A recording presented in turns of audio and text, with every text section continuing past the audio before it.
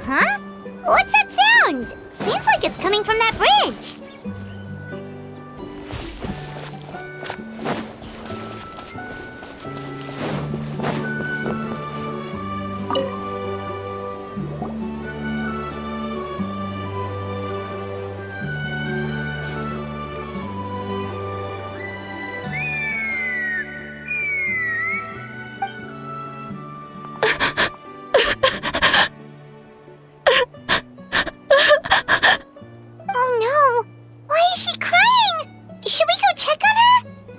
Just in case she's thinking of doing something stupid. I'd leave her be. The warriors of the Flower Feather Clan are a proud bunch who never show their vulnerability in public, even if they've gone wingless. Oh, Chasca? Good to see you again, Traveler and Paimon. Before we carry on, let's get a little further away before Koyer notices us.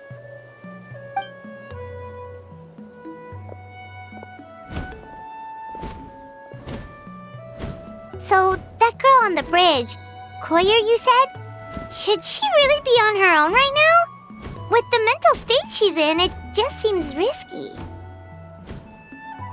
Don't worry. That's exactly why I'm here. Elder Alpa sent me to keep an eye on her. If she does attempt the unthinkable, I'll swoop in and catch her. I doubt it'll come to that, though. She's a fighter. A warrior, in fact. One who aimed for the sky. However despondent she might feel now, I'm confident she'll get through it. Well, in the Flower Feather Clan, there's an elite flying squad made up of Kukasaur riders. But it's an extremely selective squad. To become a rider, you need to undergo a trial where you not only demonstrate mastery of the relevant skills, but also win the approval of the Kukasaurs. Very few candidates make it through the process. Koyer has spent years training for her most recent attempt. But unfortunately, she didn't pass. So it's not hard to see why she's so upset. Sometimes, after multiple failed attempts to pass the flying tests and win the Kukasaur's approval, people get so disheartened that they give up on their dream to soar the skies. They resolve to quit trying for good. We call those people the wingless. Do they get expelled from the tribe? What? No, of course not. They're still prized warriors. We have a saying, just as the Kukasaur treasures every feather on its body, so the tribe treasures each one of its children. This hits even harder in the wake of the war. All of our young warriors carry the future of our tribe on their shoulders. Besides, every Kukasaur falls from its nest before it learns to fly. It's practically a rite of passage. Likewise for the wingless, we always hold out hope that one day, when they're ready, they'll rekindle their dreams and keep trying. Until then, all we can do is quietly watch over them from a distance. Just like I'm doing now. Ah, okay. Paimon hopes she'll get back on her feet soon.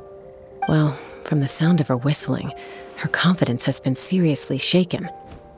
No Kukasaur is going to respond to a call that sounds like that. Yeah.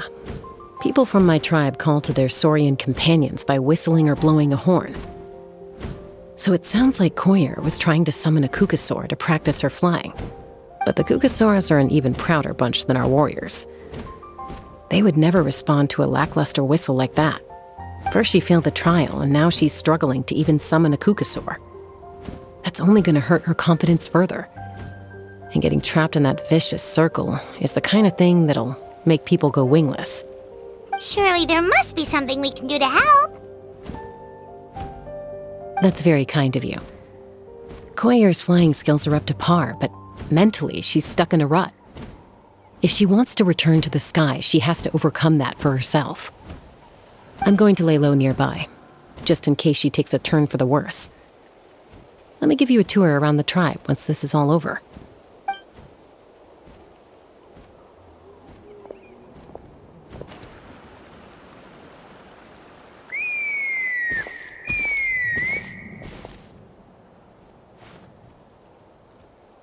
Koyer still isn't giving up. Even though Chasca said that she has to do this by herself, Paimon can't help feeling like maybe we can nudge her in the right direction.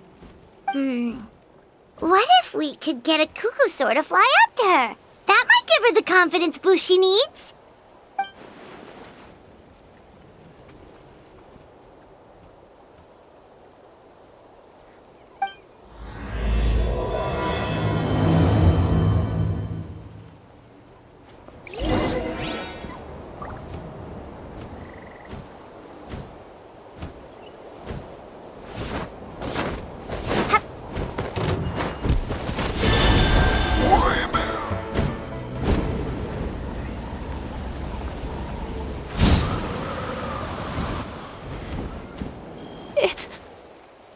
It's a cuckoosaur!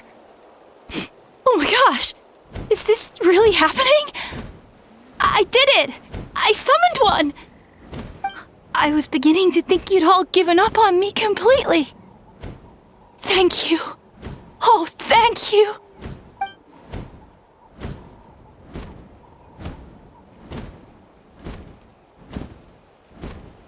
Excuse me? Would you mind if we did some flying practice together? Right now? I think I know where I went wrong in the test now. I need to maintain a higher speed on my turns. So, I just gotta practice my bell tail slides and split S maneuvers.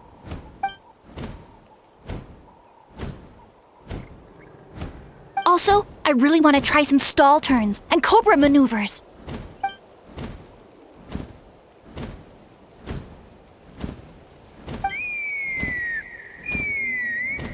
Huh? That sounded like a whistle. Is someone else trying to summon a cuckoosaur? Hey! Wait! Wait!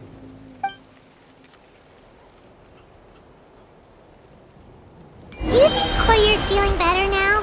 Let's go back to that bridge and check.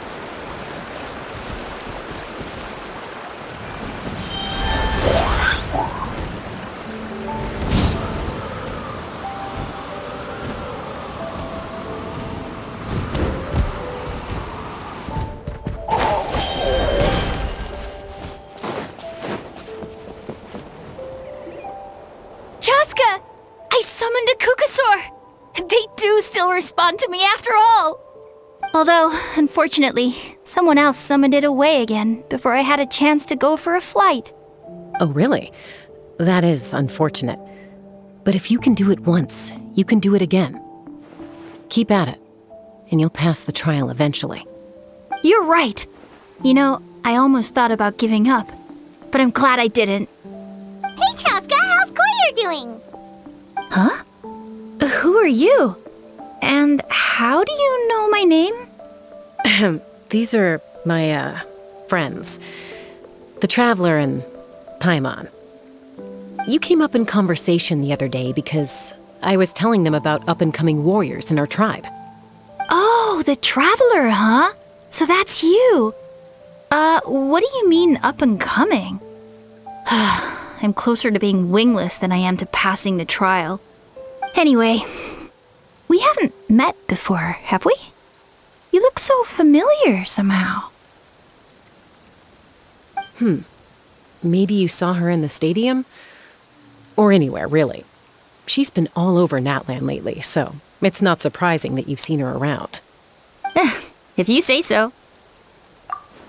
Koyer, Chasca.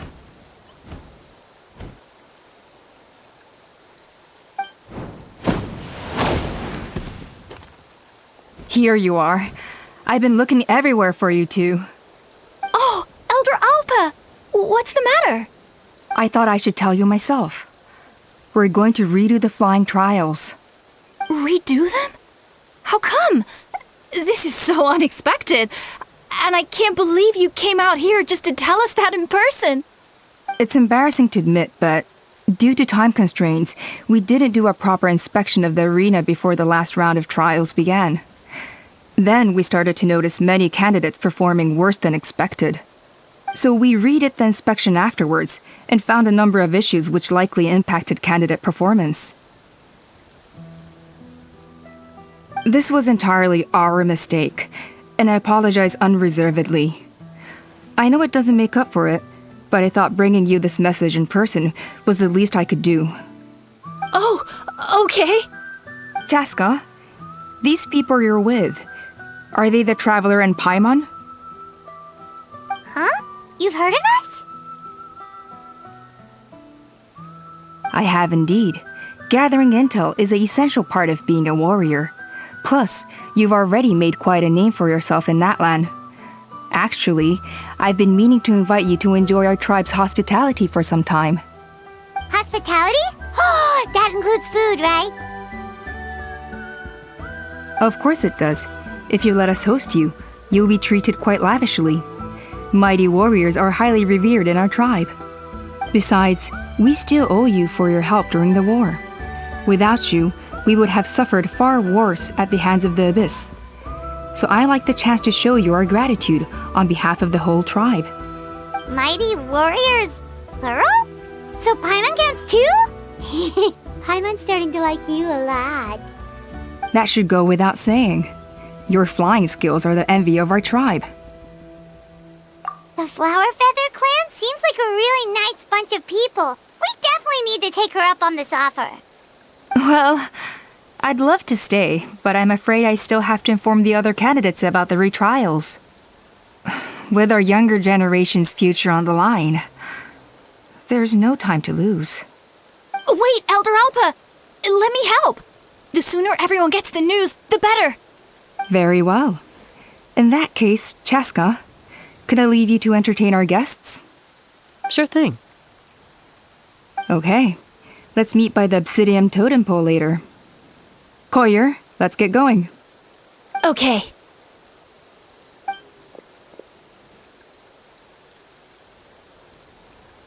All right, they're out of earshot. I'm just gonna come out and ask. That Kukasaur who responded to Koyer's call, that was your doing, wasn't it? I grew up with these creatures. I could tell something was off the second I saw it. Her whole demeanor seemed less like a Kukasaur and more like, well, you. So I figure you must have been pulling the strings somehow. She looked very flustered when Koyer asked for a ride, so I whistled to give her a chance to escape. And judging by the look on your face, that was a welcome intervention, huh? It's all right. If you'd rather your hidden talents remain hidden, I respect that. I won't press you for answers, and I'll keep my speculations to myself. You're the kind of person I'd still trust even if you had superpowers. I know you'd use them for good. I think the ends justify the means in this case. She just lacked confidence, and you helped her resolve her internal conflict. If you hadn't intervened, I likely would have gotten my mom to help out instead. Although, having said that, there's a small chance she might have recognized her and seen through the whole thing. That would have done more harm than good. Yeah. Anyway, if you're free now, how about I give you that tour I promised?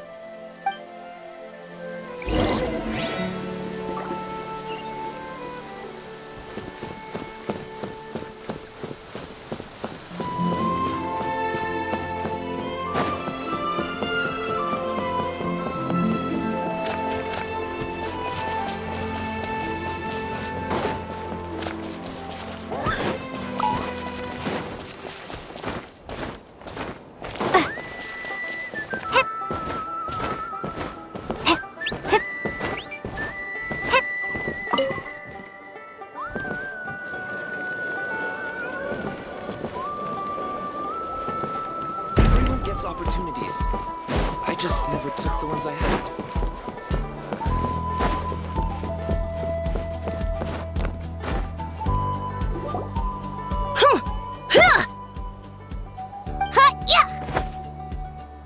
Ready?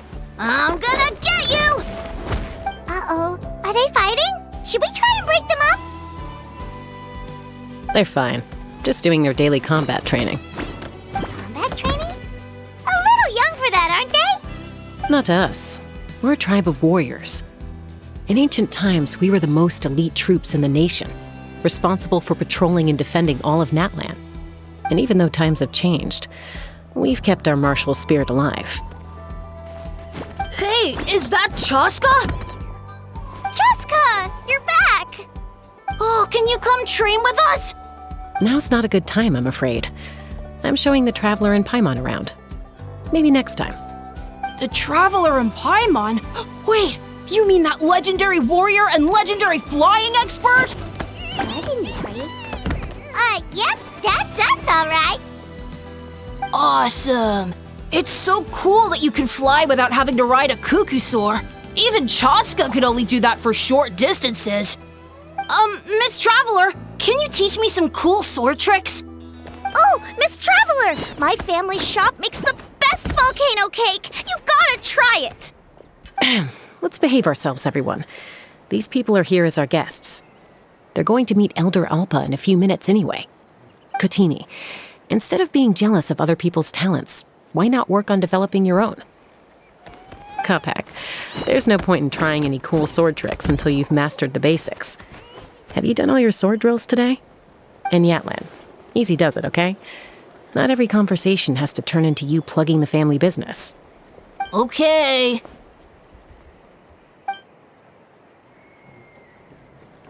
Sorry about those kids. They just got overexcited when they heard your name. Hope it didn't bother you too much. This is a volcano cake that Yatlan forced into my hands. She said to think of it as an apology gift. Whoa, it smells amazing! Traveler, you want some? That's good. Yatlan will be thrilled. By the way, Chasca, those kids really adore you. You're way better with them than Paimon expected. Paimon figured you'd be more... aloof, maybe? Aloof, huh? Well, to be fair, there was a period when I was like that. Around the time when I first joined the tribe. But it's a terrible attitude to have as a peacemaker. It tends to turn situations that could have had a peaceful resolution into a stalemate that can only be resolved by force. Yep, exactly. Someone once told me that peace imposed by force will crumble in a matter of days. But peace achieved through genuine dialogue actually benefits both sides, even if sometimes the parties are only willing to negotiate because they're both armed to the teeth. That's true. Hey, Chasca! Uncle Cusco knows you're back, and he's coming to get you. Oh, thanks. Traveler, Paimon, got a dash. I'll meet you at the totem pole up ahead. You can't miss it. It sticks out like a sore thumb. Wait, are you running away? First rule of conflict resolution? Grab the fan and run before the you-know-what hits. Trust Chasca to make even running away sound cool. Sorry about this. Just stall him for me, okay? I'll explain everything later.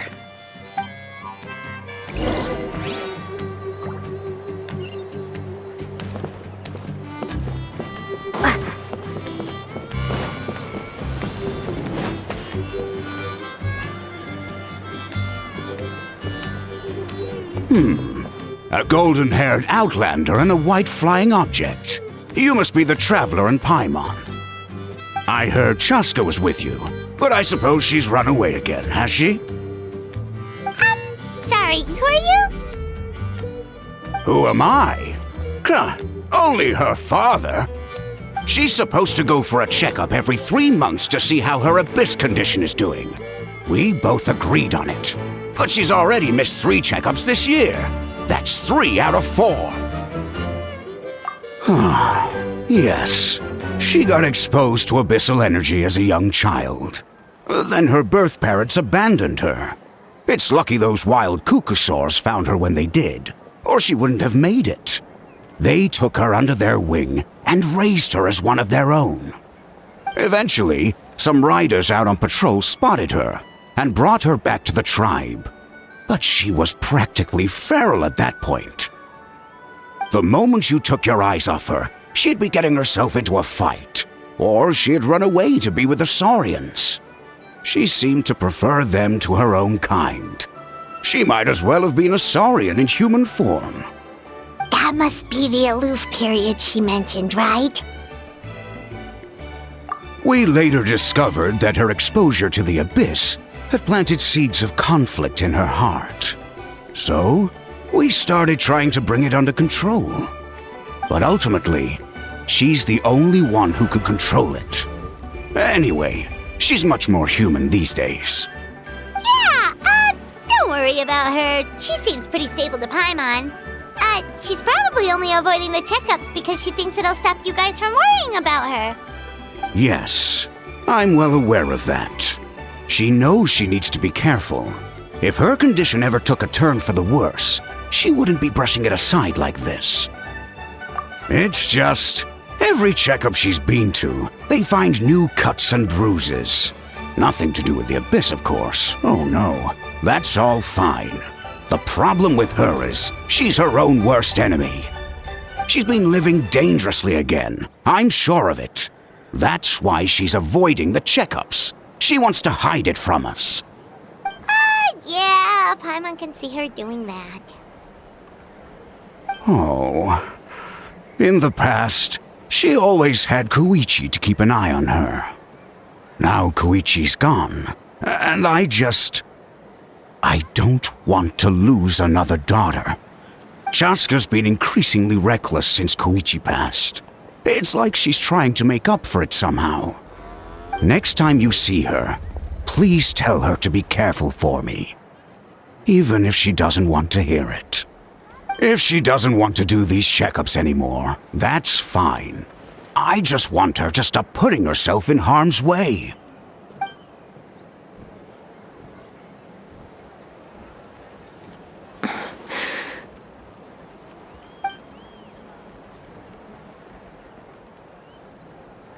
Whoa, where did the time go? We should be back up with Chasca before it gets any later. To get to the totem pole, we need to head north, right? I'm sorry. I didn't mean to keep you so long. I don't get to talk about my daughters much. Once I got going, I lost track of time. I should be getting back to work now. So, oh, Chasca. Help me talk some sense into her, won't you?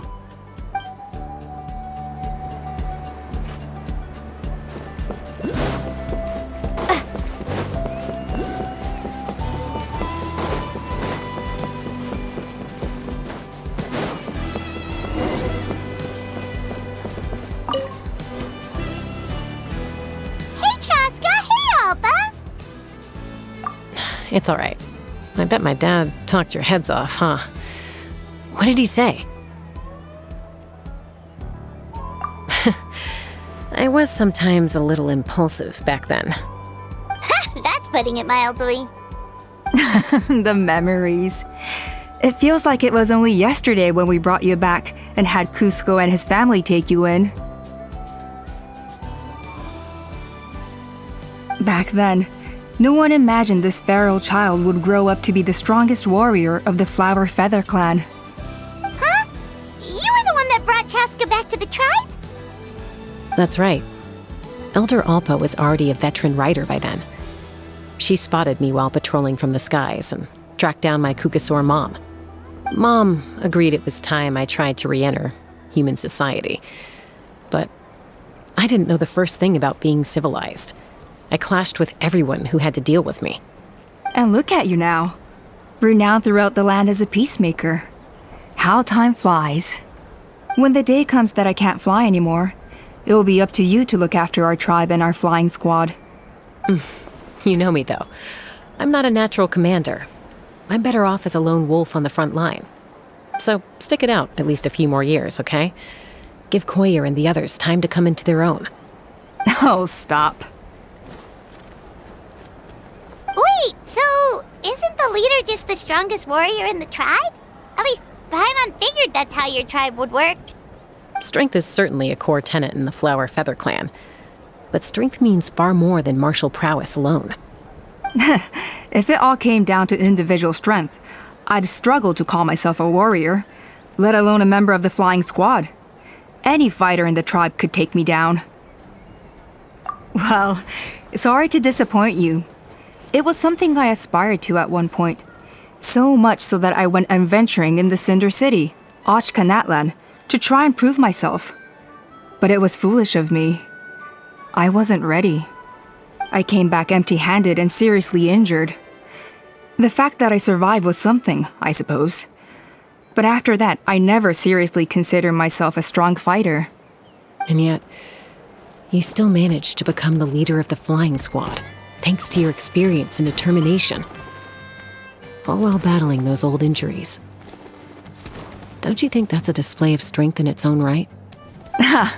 Let's shelve this discussion for now. Traveler, Paimon, there are some simple refreshments on the table. Please help yourselves. Yes! Paimon was waiting for that part! They were for the snack stomach. The refreshment stomach still has plenty of space.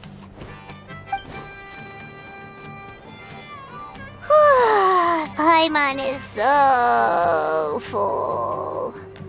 Well, if you're enjoying our hospitality, feel free to stay with us as long as you like. Elder Alpa? There's, something's come up.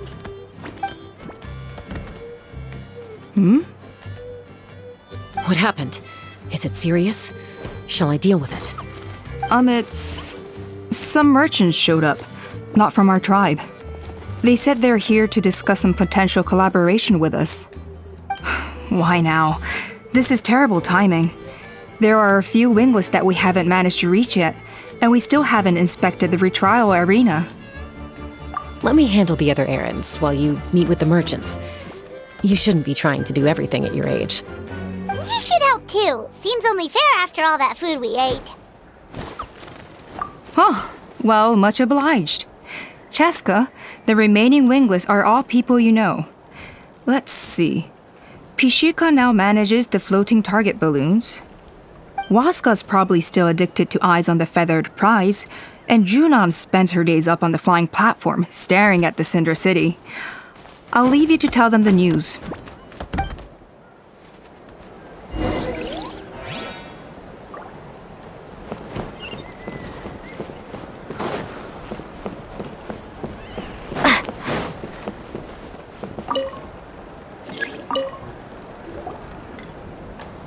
Are you sure you don't want to reconsider, Pashika? I appreciate it, boss.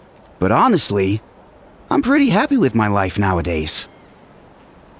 Pashika, they're redoing the flying trials. Huh? Mutoda? Ah, did Alpa send you? I was just telling Pashika the news, actually.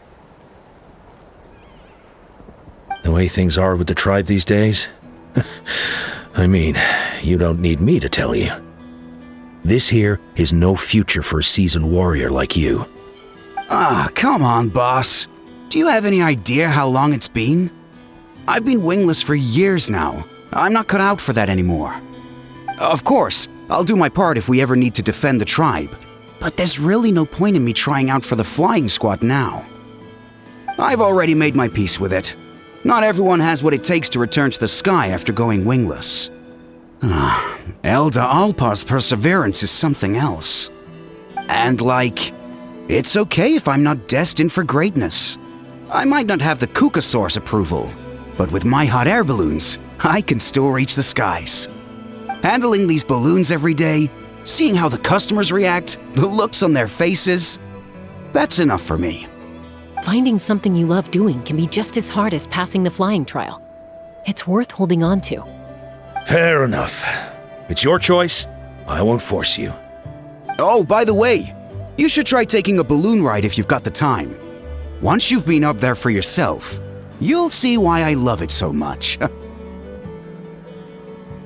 No problem. If you ever want to give it a try, you know where to find me.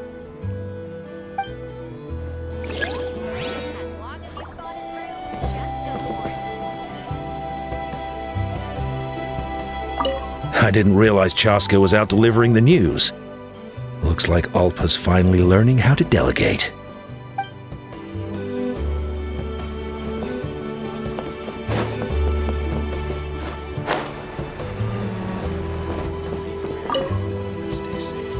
A retrial?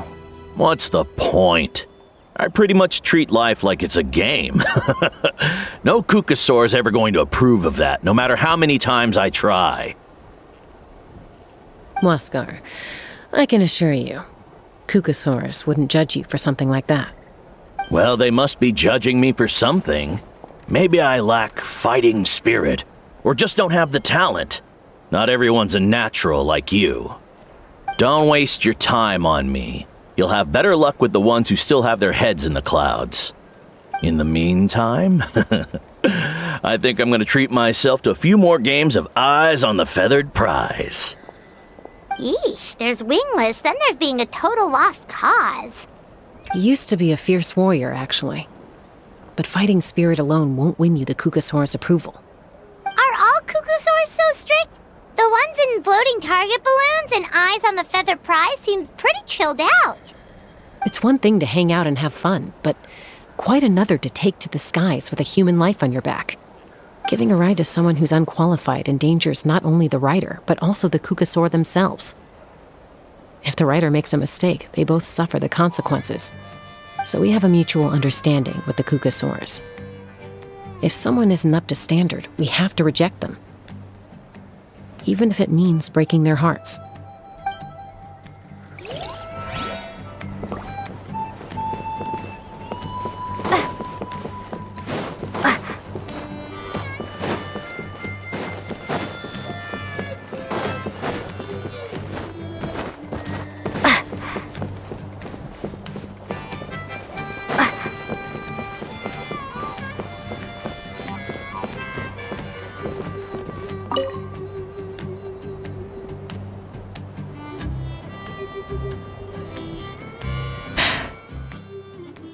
Hey, Junan.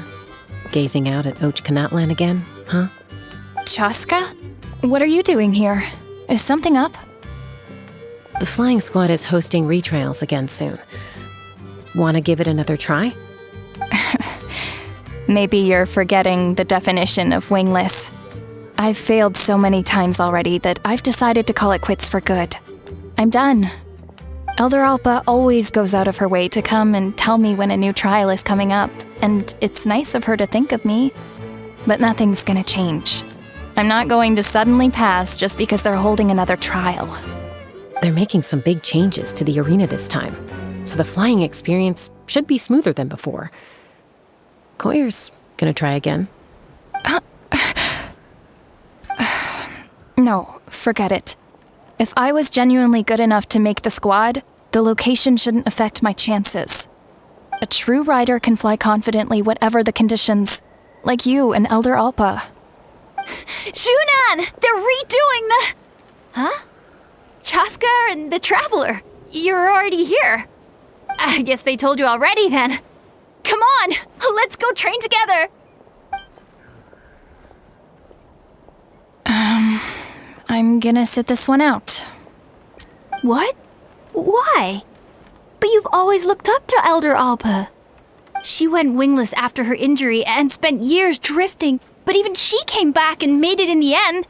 If she can do it, why can't you?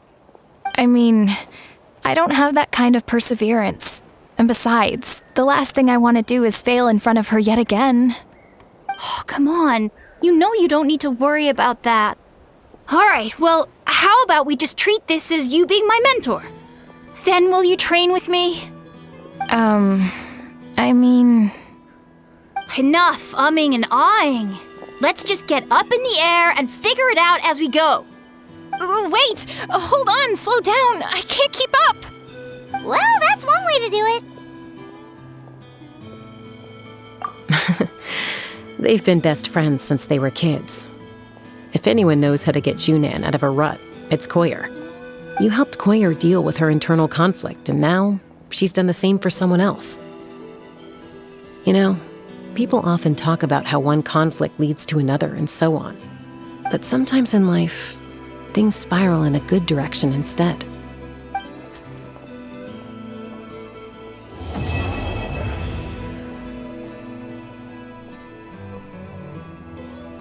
We've notified all the wingless on the list now, right? Where to next? The trial arena. It's not far from the tribe.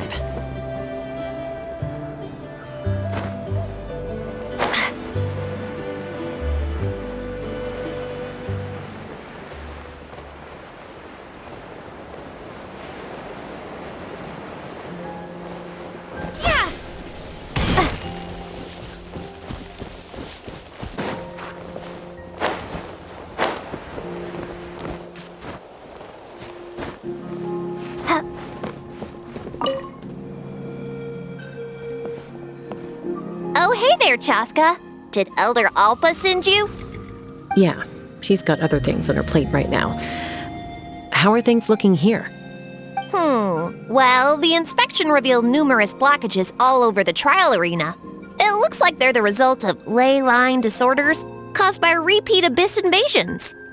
Theoretically, we just need to clear those obstacles, and the arena will fill up with gaseous phlogiston again. But that's proving difficult to achieve in practice, for all sorts of reasons. Why don't you head on down and check things out for yourself? Feel free to ask the staff for more details.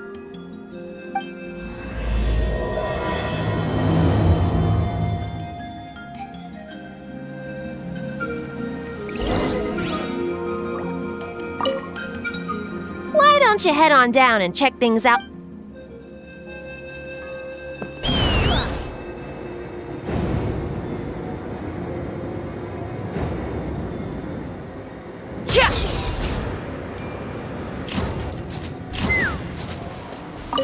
How strange.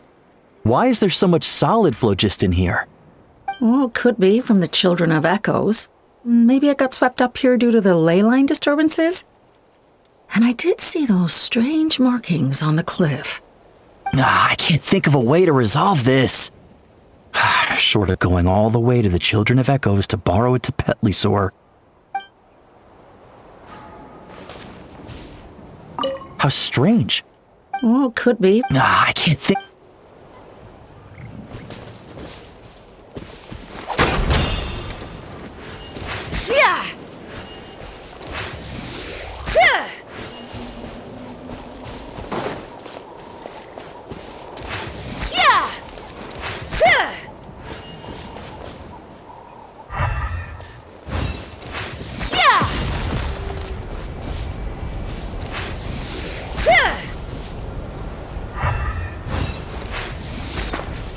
Take me up!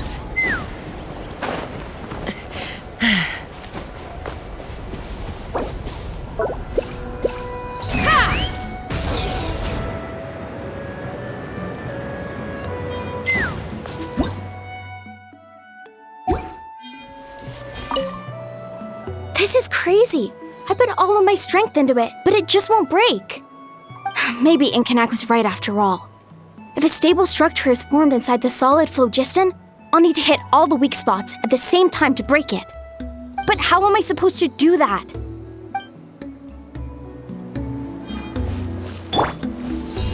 Starfall!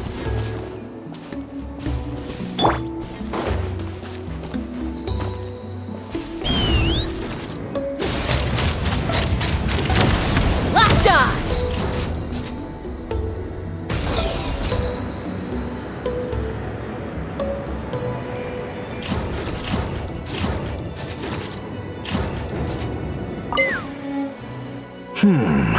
I think it should be possible to clear this spot with just a few hard hits. But there are signs of strange life in here. Meddling with it might be dangerous.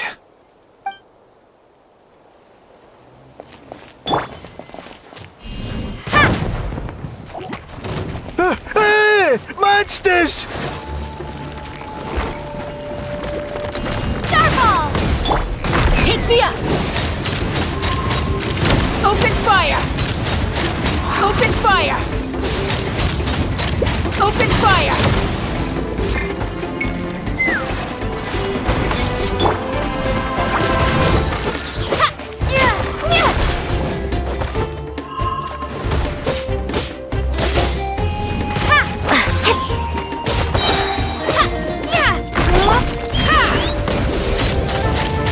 Open fire!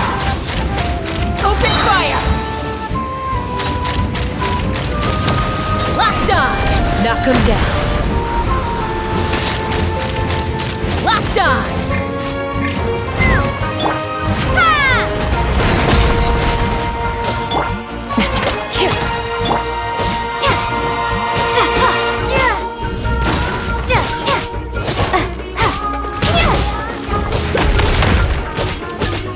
Starfall!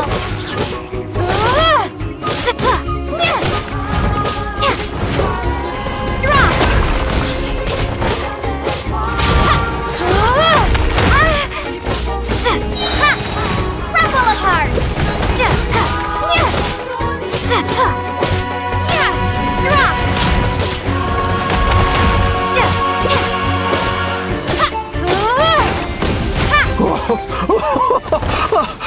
thought I was done for. Oh, this spout should be good now. Thank you very much.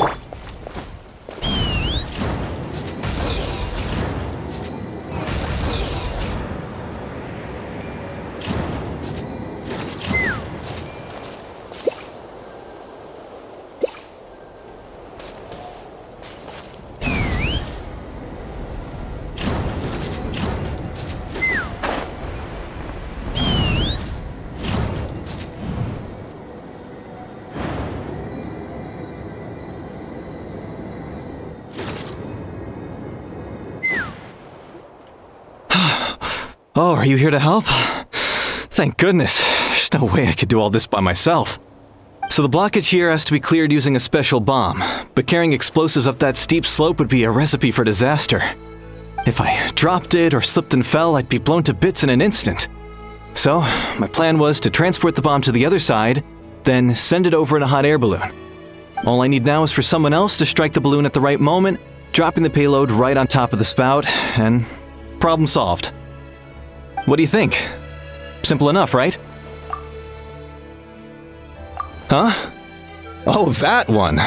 No, I've got no idea who that belongs to. Or how they got it up so high. I just wish I could fly up there and check out what kind of tech they're using. Ah, well. Getting the trial arena back in order is more important. I'll head over and set up now. Let me know when you're ready.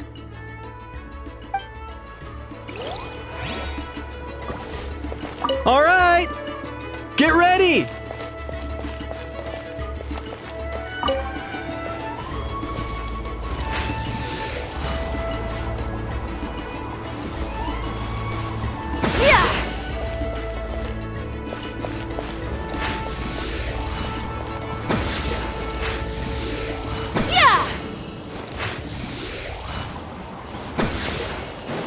All right! Get ready!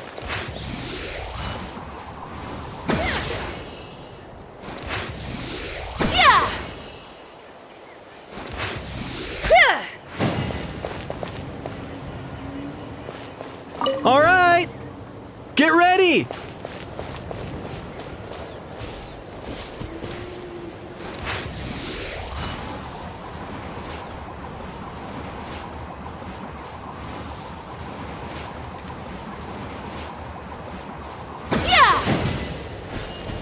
The gaseous phlogiston is being replenished.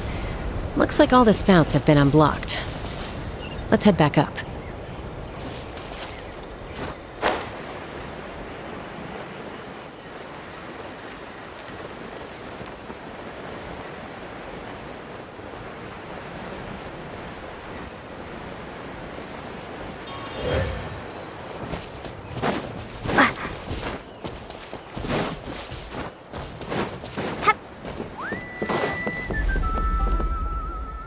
Wow, you took care of everything in no time at all.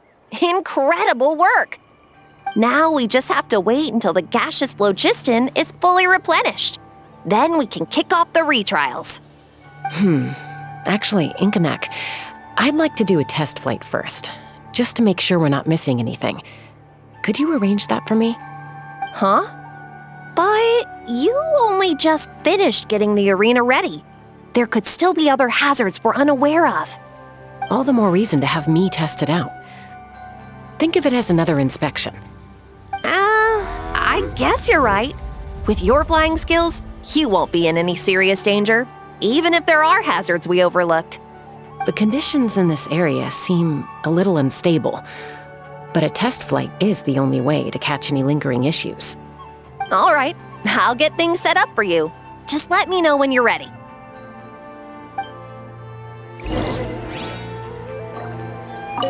Are you ready? This should be a piece of cake for Chasca, but still, try to be careful. All right, then spread your wings and fly. Let's fly.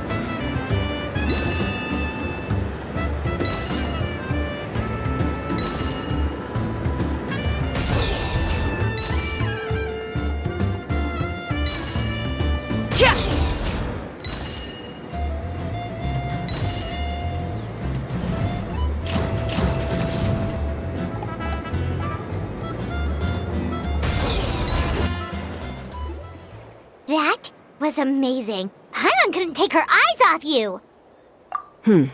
No, nothing major. Give it a few days, and we should be able to conduct the trials. Help! Help me! You're from the Flower Feather clan, right? Please, come quick, you've got to help us! Catch your breath first. What's the situation? We got attacked by a Kukusaur. My friends are still stranded in the middle of the road with the goods we were transporting. Please, I'm begging you, save them! Huh? Are Kukusaurs really that aggressive? Do they usually attack groups of people unprovoked? Not in my experience, but there are exceptions to every rule. Let's go check it out.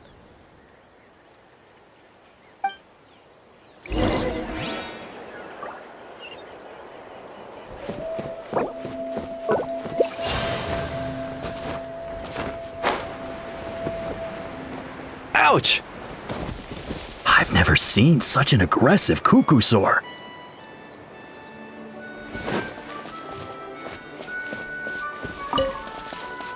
Ouch! I've never seen such an aggressive Kukusaur!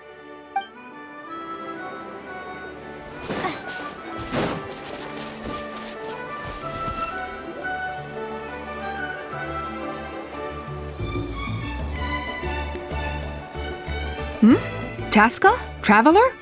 This is a surprise. Elder Alpa? Huh. So, where's this aggressive Kukusaur we've heard about? Already flew away. Looks like it backed off once it realized that reinforcements were coming. So why do you think it attacked these people in the first place? Was it after the food? No. These merchants are even transporting food. Ah! Thank goodness! The phlogiston wings are intact! Phlogiston wings. Thank you so much for coming to our rescue. These phlogiston wings are our most prized goods. If anything happened to them, it would ruin us. Wait a minute. Are you the merchants that were looking to collaborate with us? Wormy told me about you. Yeah, that's us. So I take it you're Elder Alpa? I am. You must be exhausted from your journey, not to mention shaking up from the attack. Let me bring you back to our tribe to rest. We can talk business after you've recovered. But Elder Alpa, what about the Kukusaur attack? Well, our guests here weren't seriously injured, and their goods are intact. Perhaps that Kukusaur was just having a bad day. There are so many of them around here. You'd expect something like this every once in a while. I don't think we need to pursue it any further. More importantly, how are the preparations for the flying trials going? Is everything in order over at the arena? Huh? Did you say flying trials? What a coincidence! Sounds like a perfect use case for our phlogiston wings. You'll be pleasantly surprised by what they can do. Oh, really? Now I'm intrigued. Well then, let's forget all about this Kukusaur attack for now. We have some serious business to discuss.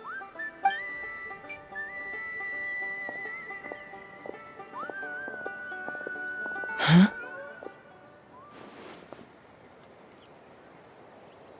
So that's it? That all went smoother than expected. Well, guess we'd better get going. Huh? Chasca?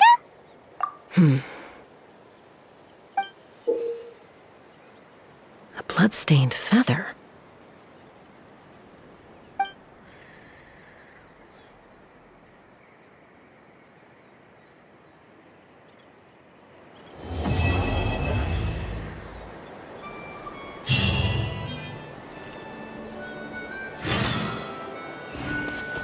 The Flower Feather Clan should be about ready to hold the new flying trials by now. Let's go check it out!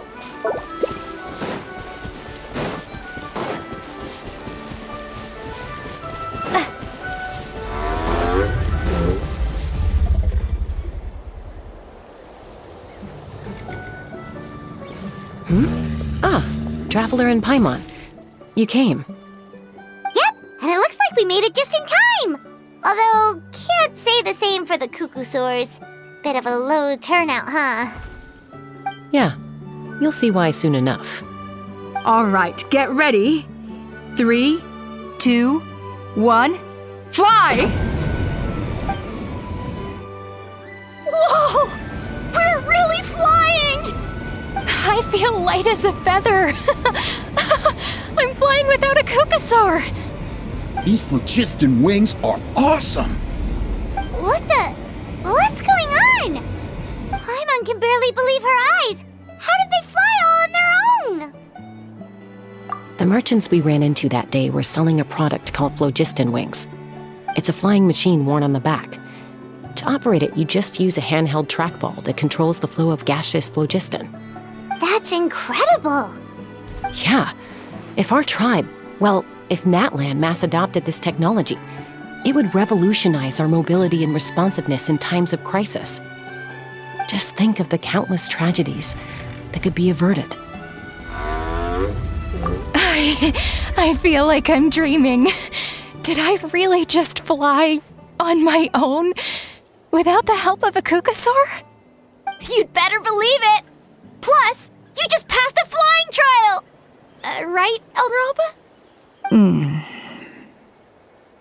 Elder Alpa? Should this really count as a pass? If we did the trial using phlogiston wings? Why not? The scoring rubric is about flying performance. It doesn't specifically say you have to ride a cuckoosaur, does it? Yeah, maybe, but...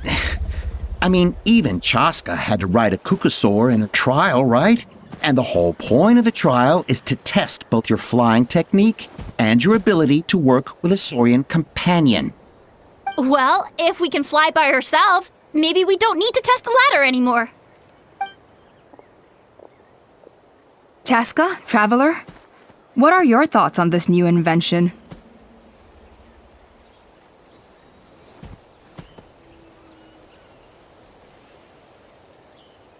Right? That's what I think too. I agree that they have strategic value, but I don't think it makes any sense to evaluate candidates by the current testing standards if they're using phlogiston wings. Why? Shunan finally mustered the courage to go through with this, and now you're saying it doesn't count? We don't have any experience using these wings in battle, nor is it immediately obvious how to incorporate them into the existing systems in our tribe. Taking a longer-term perspective, I think we need to start by getting thoroughly acquainted with how these things work.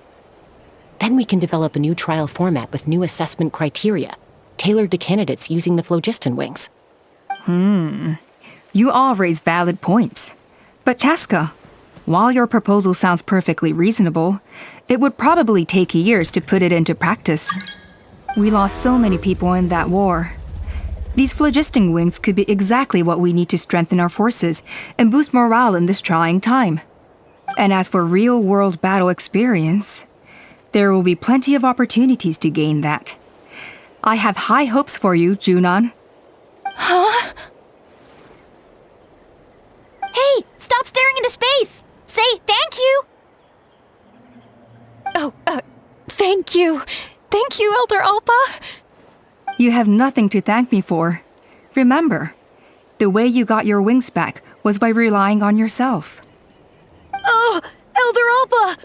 Bad news! Cuckoosaurs are attacking the merchants again! Again? Okay, everyone, stay put while I... Huh? Chasca?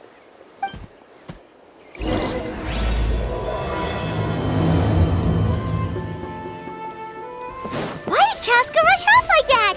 And then Elder Alpa and the others too? Anyway, let's go see what this is all about.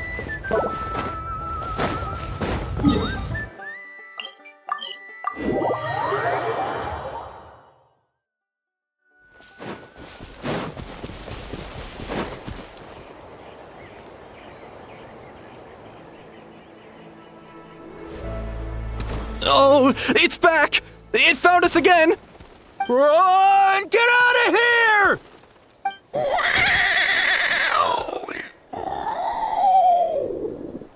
Curses. She's really riled up this time. Hey! Stop running! We'll never outrun a creature with wings! Get back here and let's fight!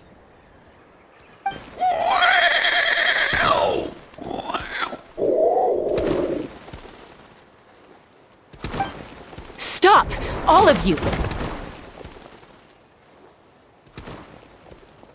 Chasca! Oh, wonderful!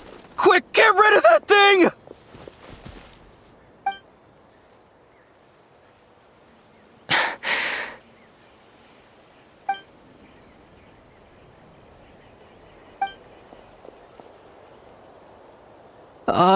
What's going on?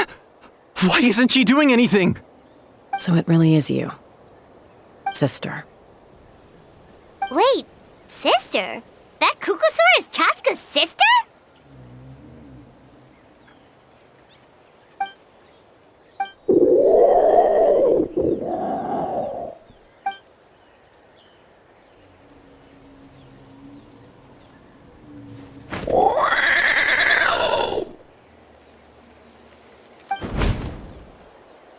Koya, wait! Is Chasca gonna be okay? Should we go check on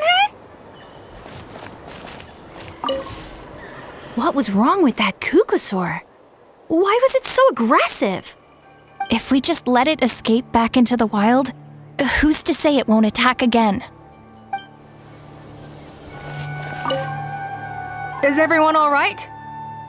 We're okay. No serious injuries. Thank goodness you all got here just in time.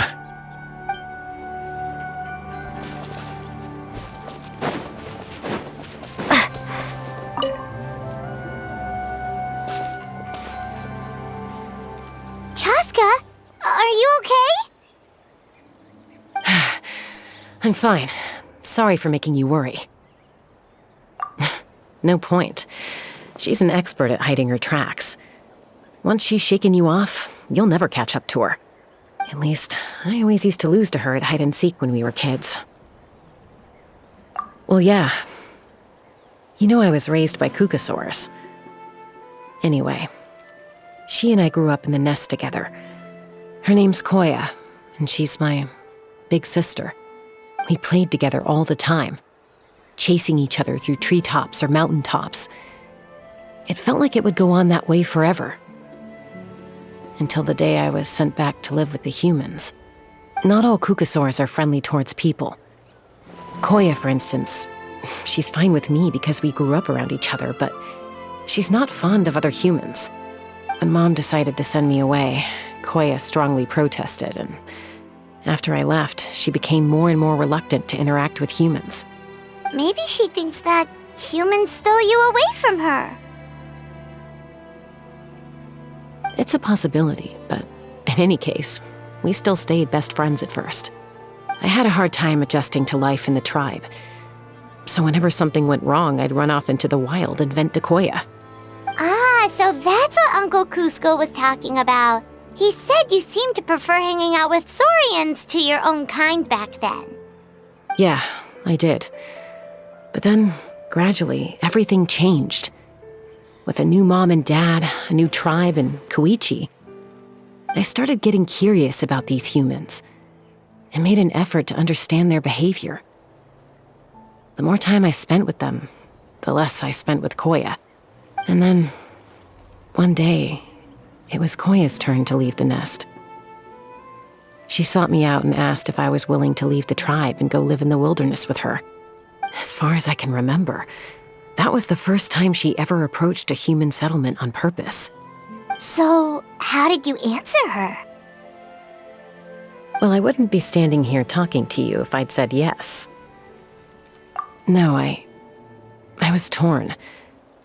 On the one hand, I'd already made up my mind to embrace my new family and accept my human identity. But I also knew that Koya wasn't a fan of humans, and I didn't want to disappoint her. She took my hesitation as an answer. She saw it as a personal betrayal, threw a huge fit, and then flew off. We hadn't seen each other since, well, until today. Not for a lack of trying, though. I tried asking Mom where Koya's new nest was so I could talk things out with her. but Koya had already asked Mom not to tell me where she'd moved to. It must be hard for Mom, being stuck between her two daughters. So I didn't press the issue. And I didn't go looking for her. If things carry on like this, I need to make sure I find her before anyone else, even if she doesn't want to see me. For now, let's bring the wounded back to the tribe, and see what Mutota and Elder Alpa have in mind.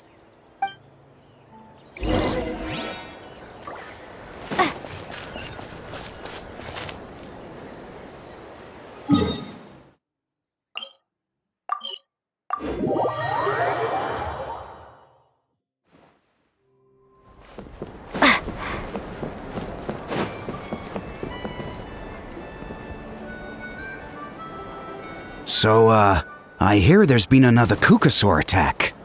Ha! I knew it! They're wild animals, and they can't be trusted. Hey, show a little respect. The Kukasaurs are our partners. Maybe in the flying squad, but they don't give a hoot about the rest of us. Well, now that we have the phlogiston wings, do we even need the Kukasaurs anymore? Are you kidding? How are we supposed to protect our tribe without them? I didn't mean it like that. Huh?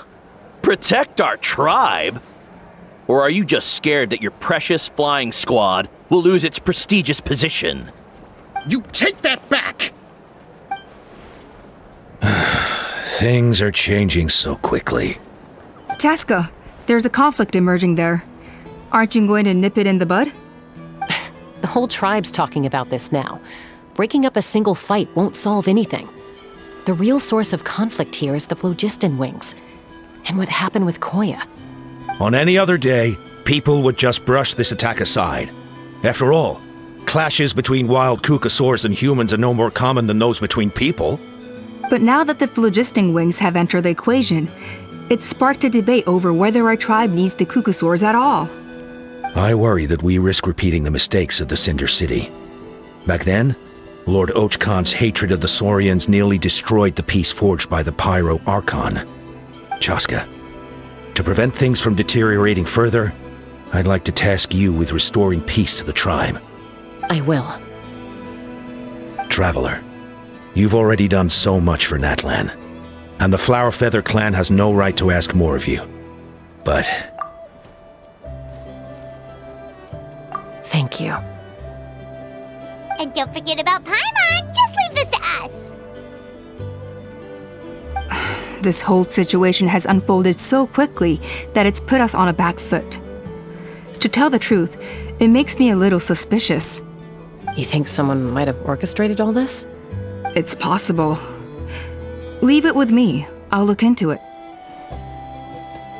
Also, Chasca, could you try to keep a low profile while you're out there digging around?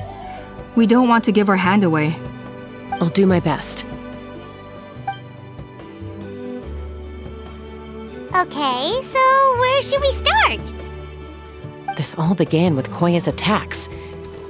If we can find out what led her to do it, that should give us something to work with. Unlikely. Given how she reacted when I showed up, I don't think she's forgiven me. If you want to resolve a conflict through dialogue, sometimes you need a third-party facilitator. Let's go see my mom.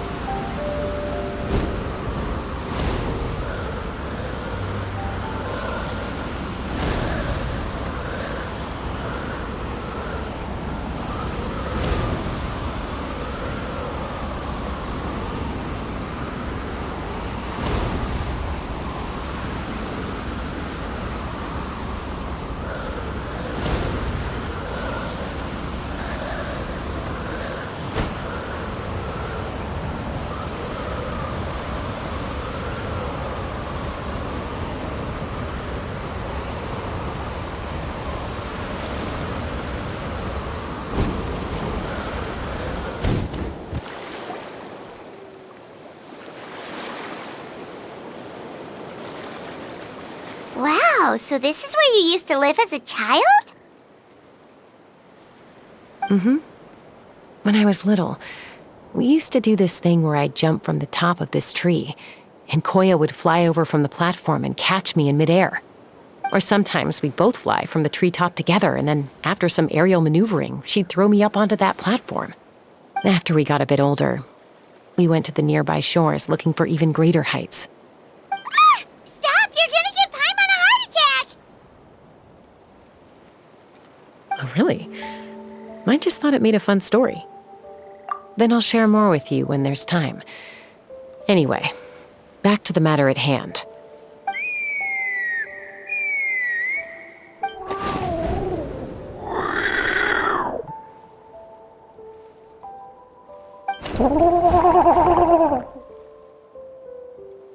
Hey, Mama Bird, I'm back. My last visit was only a week ago, wasn't it? See?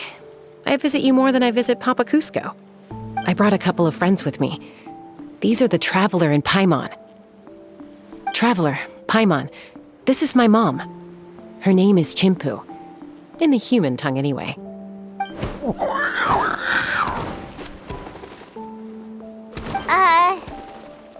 Hi! No, not really. I don't speak it as such, but I can sort of get the gist. Although only with Mom and Koya, since I spent my formative years with them.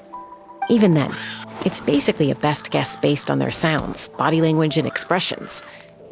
Seems to work about 9 times out of 10, anyway. As for whether Mom understands me, I can't always tell. But somehow we still manage to communicate. Call it the family bond, I guess.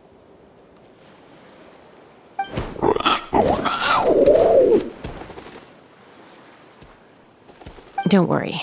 I'm doing well, but I think Koya might be in some trouble.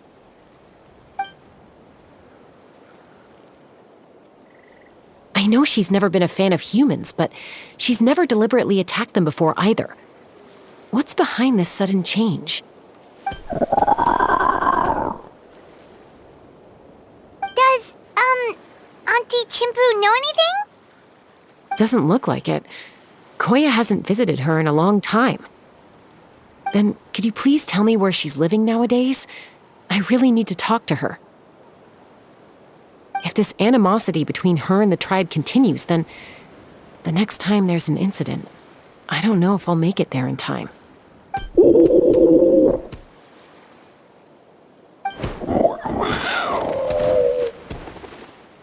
She said she'll take us there. Thank you, Mom.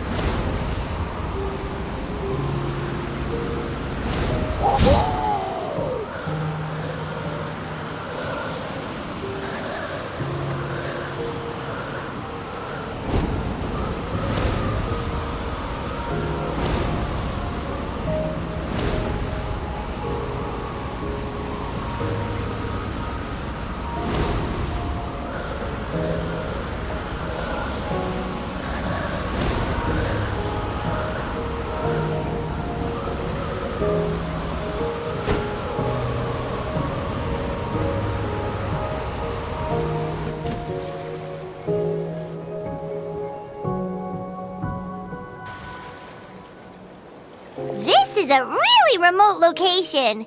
Guess she was trying to get as far away from humans as possible. We stay here? Okay, got it. Traveler, Paimon. Mom says we should stay out of sight for now. She'll talk to Koya first. Koya is very hostile toward humans right now. So if we show up unannounced, it might just make things worse.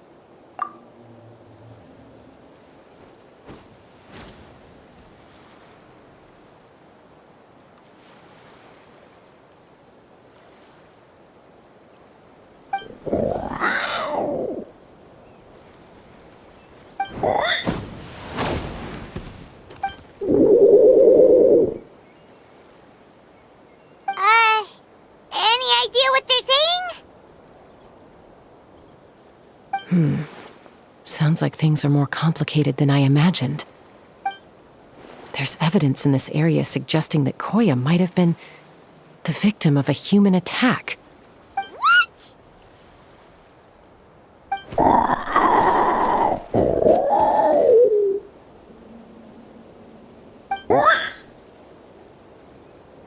No! It's Chime, Koya's child. The attackers kidnapped her. They came over the sea, under the cover of night, and they took Chime. What the heck? Who would do such a thing? I searched day and night, and finally found them.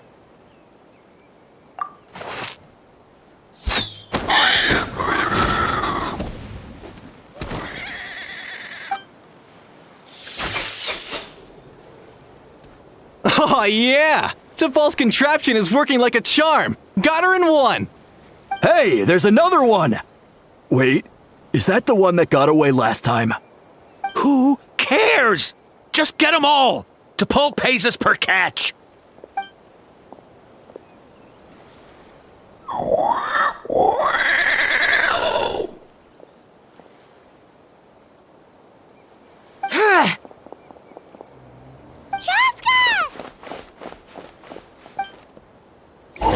Chasca? How do you get here? Quick, stop her! Don't you even think about running away!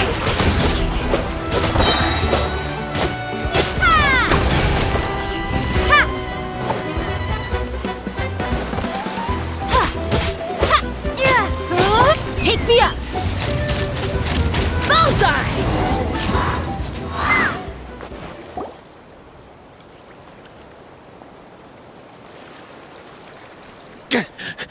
Don't come any closer, or I'll...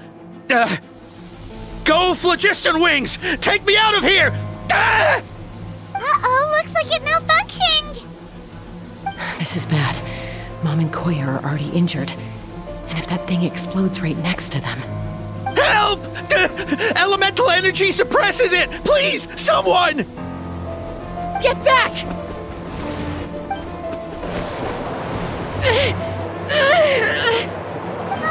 It's still going, and it's getting worse! Guess we need a more permanent solution. All right then.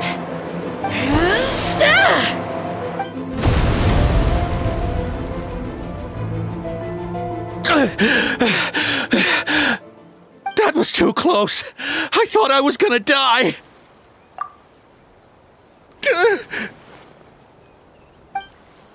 Answer us honestly. Were you the ones who attacked Koya before?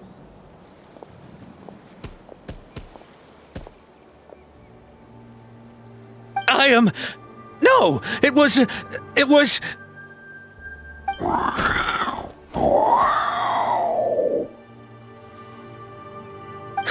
Well, she says it was you. Just tell me, who sent you here? It was T'Pol. He told us to catch all the wild Kukasaurs we can find. And he also said that this Kukasaur has become a thorn in his side, so it needs dealing with urgently. T'Pol? Huh. Sounds familiar. But where from? Well, he tends to send his orders in writing. He pretty much never communicates with us in person. When he does, he wears a mask to hide his face. And whenever we trade Kukasaurs for Phlogiston Wings, we deal with his henchmen. So you didn't even make those wings? All we did was slap some labels on them and transport them over here, to make them look like they're imported. To make it harder to trace their origins. I don't know, honest! Well, that's mighty convenient, huh? What about if I held a gun to your head? Would that change your answer? No need. I'm sorry. I'll tell you everything I know. T'Pol doesn't tell us much, but he always stresses that he wants them alive. So that gives us some clues. This is just a best guess, of course, but we suspect that the gaseous phlogiston stored in the trackballs is drawn directly from the Kukasaurs. What?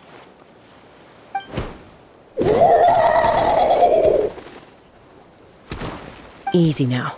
You're still injured. Hey, keep talking. Yes, ma'am.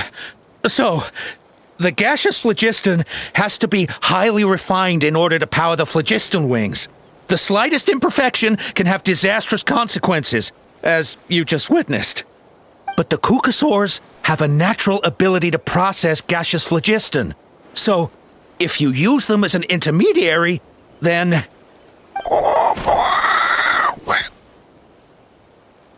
That's enough. So the Kukasaurs you took, where are they now? T'Pol should have them.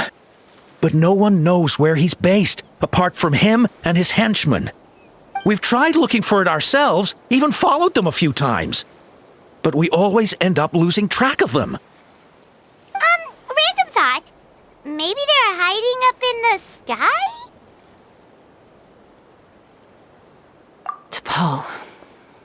T'Pol. I'm sure I've heard that name. Maybe it was... Chasca! Traveler!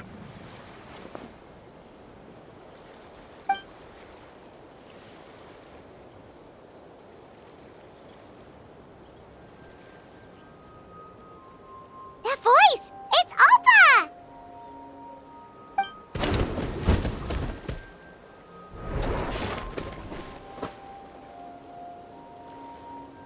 Elder Alpa? What brings you all the way out here? Well, I was patrolling nearby when I heard the sound of an explosion. What's going on?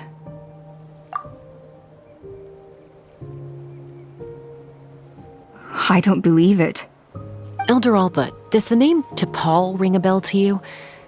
I feel like I've seen it written down before. Maybe in a list of candidates for the flying trials? Huh? So he's a member of your tribe then? No. If he was a member of the Flower Feather Clan, I'd definitely know him.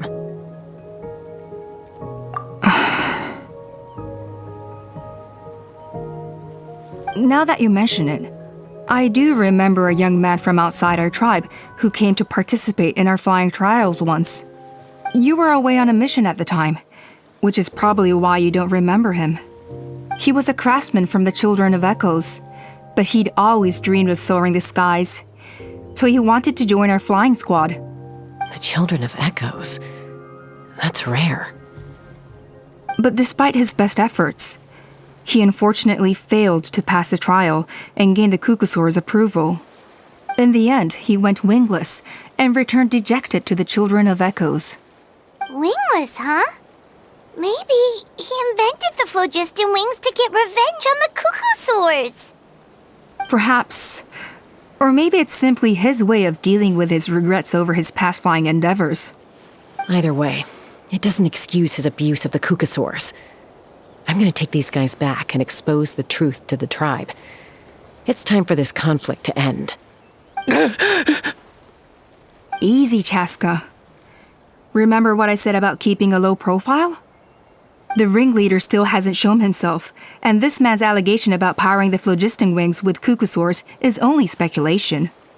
Bringing these men to the tribe now won't win over any current supporters of the phlogiston wings. In fact, it may even escalate the conflict further. After all, many are mistrustful of the Kukasaurs after recent events. Is that why T'Pol waited until now to try to capture my sister? I don't know. I mean, he did tell us to spread negative rumors about the Kukasaurs, and slip some Mora to anyone opposed to them, but... But Koya only attacked humans because they stole her child! Nevertheless, we will be hard-pressed to change people's minds while emotions are running high. Unless we have irrefutable evidence. Bravo! My thoughts exactly. In the meantime, leave these men with me. I'll escort them back to the tribe. I'll take the other members of their crew into custody too. They won't get another chance to stir up trouble.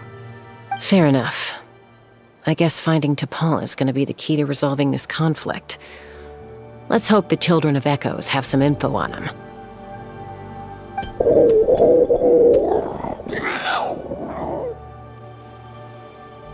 Sorry, whatever it is, it'll have to wait till this is all blown over. I have to fix this situation before it spirals out of control.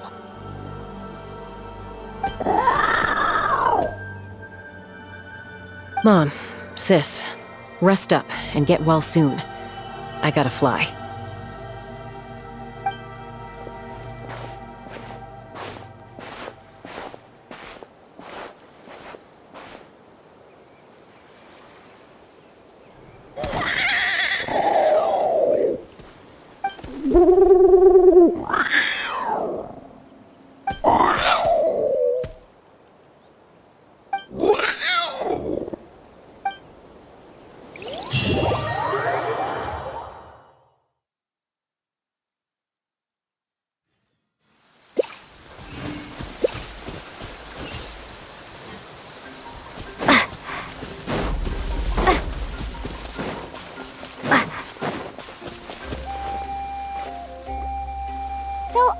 Says that T'Pol's from the Children of Echoes. But how do we track him down? Just ask around until we find him? Let's start by talking to someone we know. It'll be faster that way. At this time and place, I'll bet the easiest person to find is... Wakey, wakey, Shilonen! Oh, it's you. Okay, give me a second. I'll come down.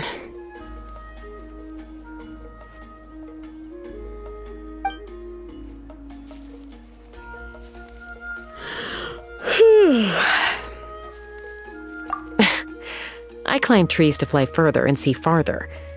I don't usually stop for a nap. Well, we're not all like you. Always full of energy, even after flying around all day. Yeah. So, you've come all this way and interrupted my precious nap time. Might I inquire as to, why? I'm sorry, Shilonen, but it couldn't wait. Does the name T'Pol mean anything to you? He's a craftsman, apparently. Huh. T'Pol.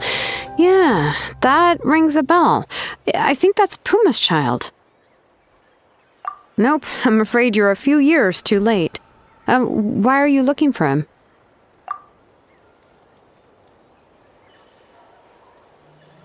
Huh, phlogiston wings. Wow, okay. The kid actually pulled it off.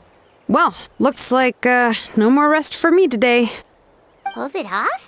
You mean he's tried making something like this before? Yeah, he started trying to build a flying machine right after he got back from the Flower Feather clan. So right after he went wingless, then. Was this flying machine anything like the gun you made me? You mean your gun that's harder to tame than the proudest Kukasaur? No, he wanted to build something that allows anyone to fly freely, even if they're not naturally gifted. But he never got very far back then, though. Blew up his workshop a few times and barely made it out alive. I never really kept up with him after that. His parents traveled a lot in their youth and only returned to the tribe after he was born. But they settled in a remote area and don't interact with other people much. Which means most people in the tribe don't know them very well.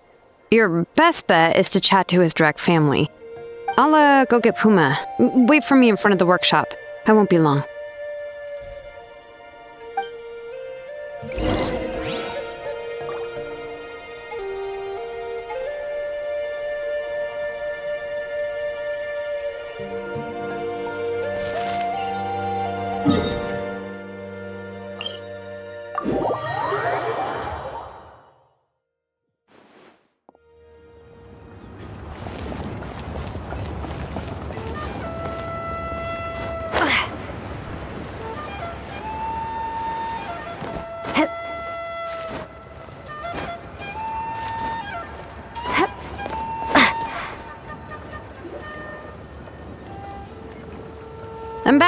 Allow me to introduce T'Pol's mother, Puma. Hello, Oh, save the pleasantries. I don't want to spend any longer talking about that boy than I have to. Huh? I disowned him long ago. He is no child of mine. All he cared about was his pipe dream of reaching the sky. Oh, we tried to talk sense into him, but he was obsessed. And then when he left us, he spouted some nonsense about building a workshop in the sky to avoid the constant criticism of us ground dwellers. He left his notebook behind. Whatever questions you have, you can look for them in there. I am done talking about him. He's no son of mine. He never called me Mom anyhow.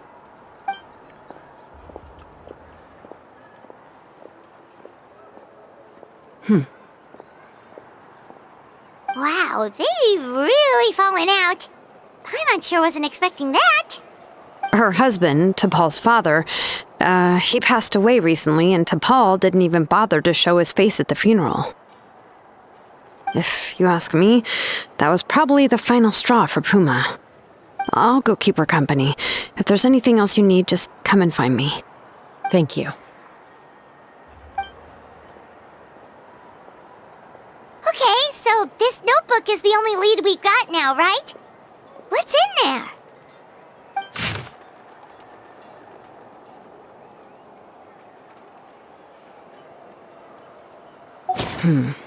Some early designs for the phlogiston wings, and some theorizing about an airborne workshop. Ochkanatlan, the Cinder City. Looks like that's where he got his technological inspiration from. So, was he serious about the workshop in the sky? But that's such a big project for one person. Do we think he actually pulled it off?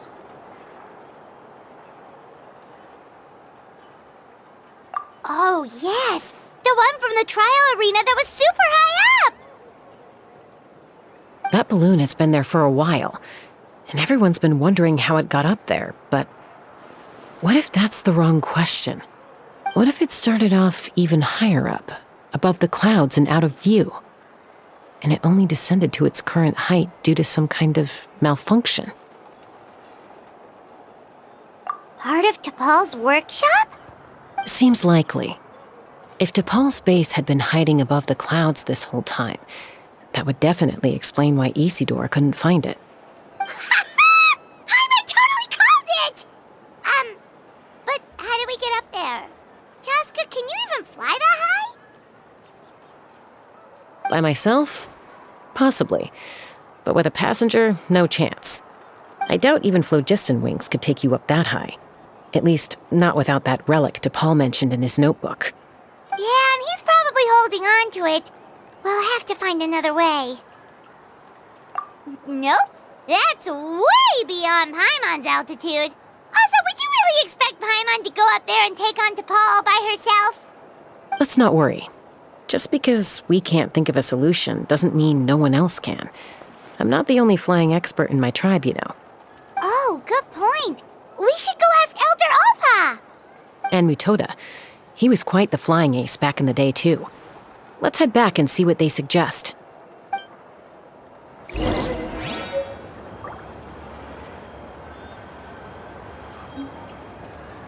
want to grow up faster.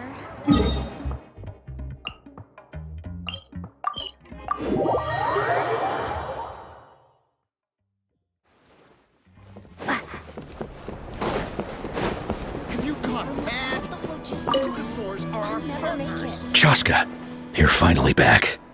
Things are getting really tense in the tribe. Have you made any headway with your investigation? Some people even think we arrested the merchants just to support the flying squad and crack down on the phlogiston wings. We found some promising leads, but there's a major obstacle standing between us and the irrefutable evidence we need. A relic from the Cinder City? So Ochkan's still managing to sow discord, even after all these years. An airborne workshop. and a hot air balloon above the trial arena. And that's where you're trying to get to now? Neither phlogiston wings nor a cuckoosaur can take you that high up. Do you really think that's where T'Pol is hiding? You know what? There might just be a way. Really? Do you still remember those spouts in the arena? When they were all blocked, the gaseous phlogiston was trapped and unable to flow. But now, it's flowing freely. If we were to block them up again...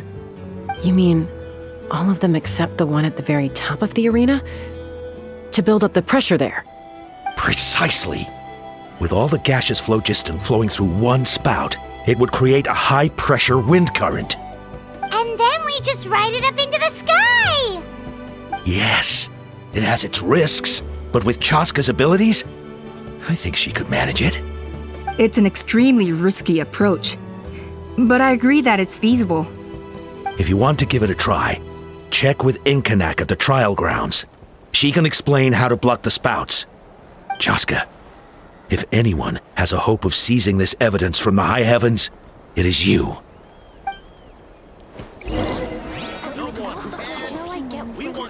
Isn't bad-mouthing the cuckoosaurs going a step too far?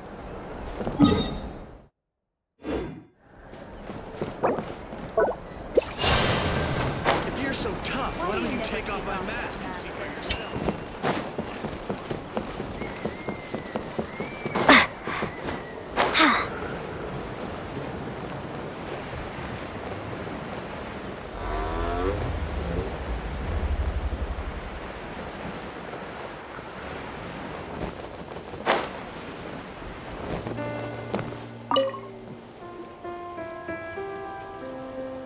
Goodness me, that is a very bold idea.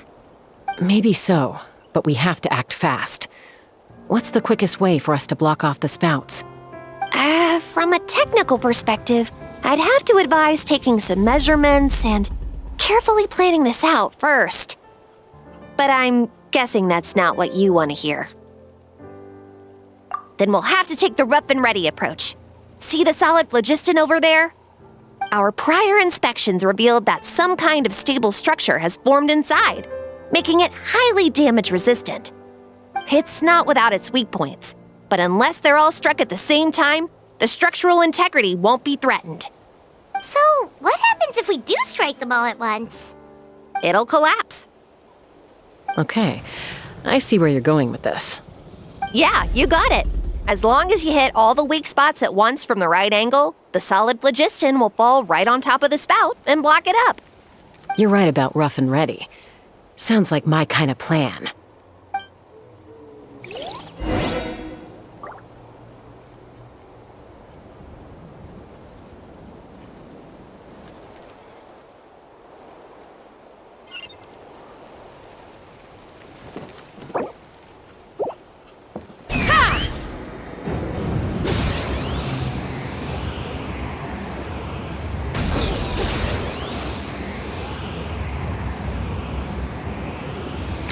Look! There's a chunk of solid phlogiston right over that spout! Open fire! Yeah!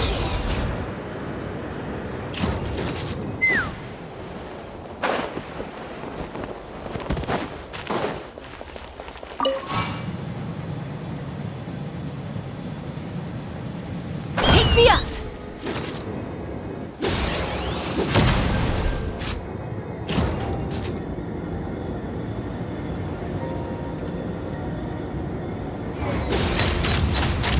Open fire!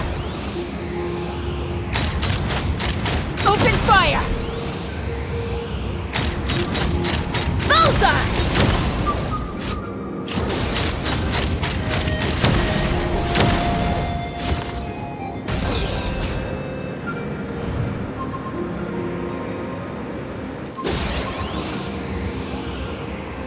Locked on! Bullseye! Couldn't transcend.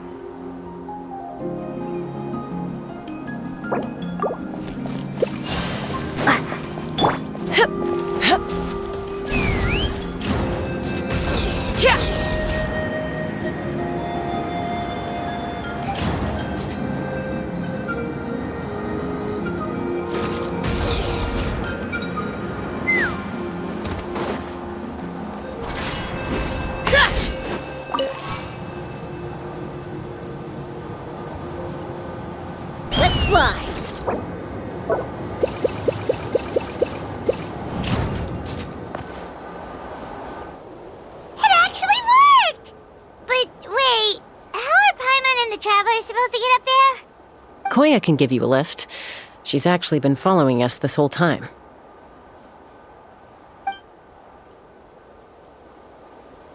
Wow, Paimon didn't notice at all.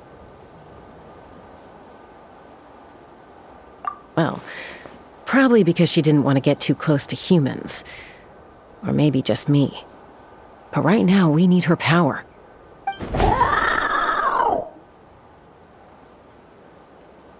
Whoa, you didn't even have to summon her.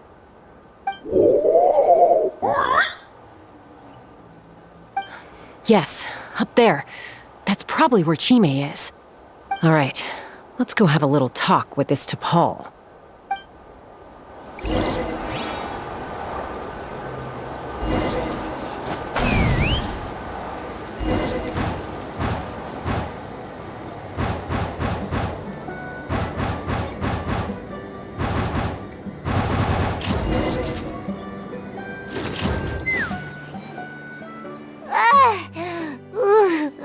Haven't ever flown that fast before. She feels so ready to throw up. Aha. Just as I thought. It might look like a regular hot air balloon from the outside, but up close, it's clearly been heavily remodeled. And sure enough, it only descended below the cloud line because the custom-built machinery malfunctioned. I should be able to figure it out with T'Pol's notebook. Thankfully, I know a little DIY from fixing up my guns when they're having issues. That should just about do it. Now all it needs is a nice hard kick. Maybe that works on your guns, but, huh? We're really moving!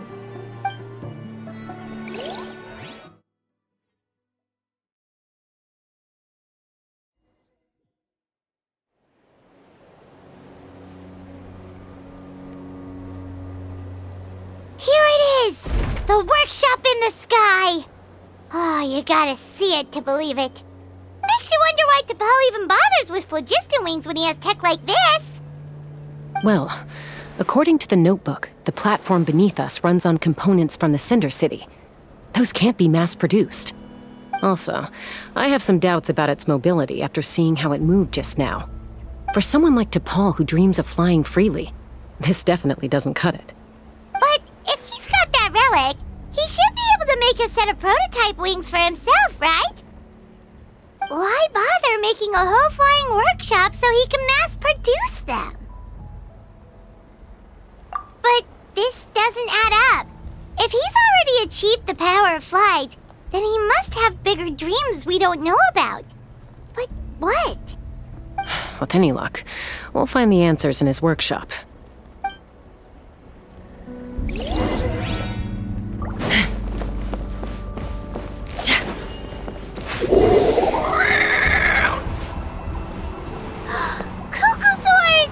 Seems like the merchants were right.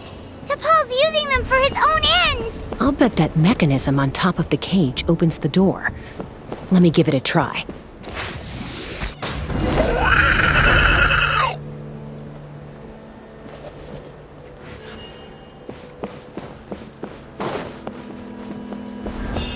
Take me up!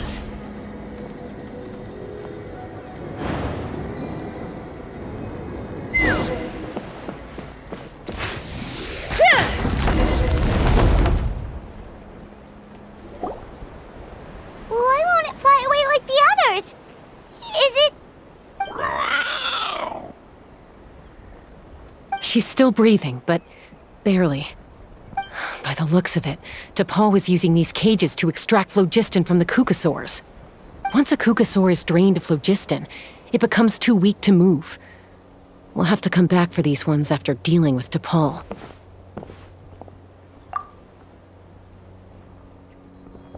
Let me see. Looks like a record of his phlogiston research. Log number 330. With the support of... I was finally able to launch the airborne workshop. Even though it relies on the relic for 80% of its power supply, I've at least taken the first step. Log number 348. Research on the relic is progressing well. I should be able to replicate the technology and scale up production very soon. Has proposed a name for this groundbreaking invention: the phlogiston wings. I think I'm getting close. Soon I will achieve my dreams. Log number 377. Encountered some issues with the new smaller model phlogiston wings. The gaseous phlogiston showed some volatility during the refinement process. Thinks we should proceed at a more cautious pace with the refinement experiments. But after so many past failures, I have to prove that I will succeed this time. Log number 114. Ran an experiment using cucosaurs to refine gaseous phlogiston. It was a success. Log number 117. I have started recruiting merchants and hunters to capture wild cucosaurs. Log number 121. Major breakthrough in the efficiency of phlogiston yield. Huh? So many parts have been crossed out! Yeah, probably the contact he alluded to in his other notebook. Guess he has a benefactor. Did anyone else notice how the numbering system in this notebook suddenly changed halfway through? We haven't got time for textual analysis, I'm afraid. Grab the notebook and let's press on.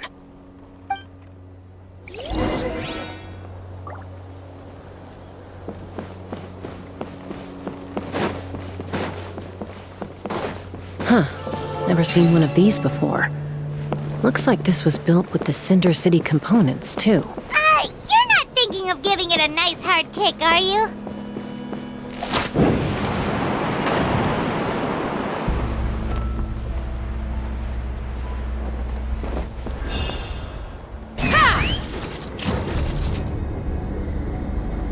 Whoa! What's that mechanism doing? It's asking for a nice hard kick where it hurts. Aim for the weak spot.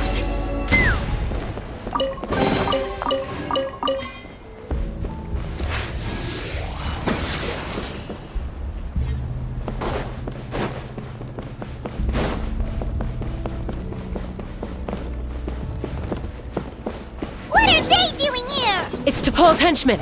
He must have brought them here using the relic in his prototype wings. Watch out!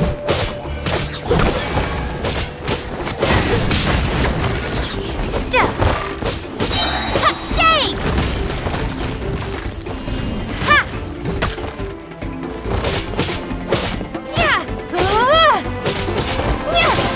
Drop!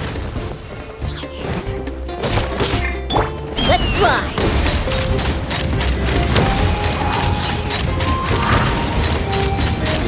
Locked on!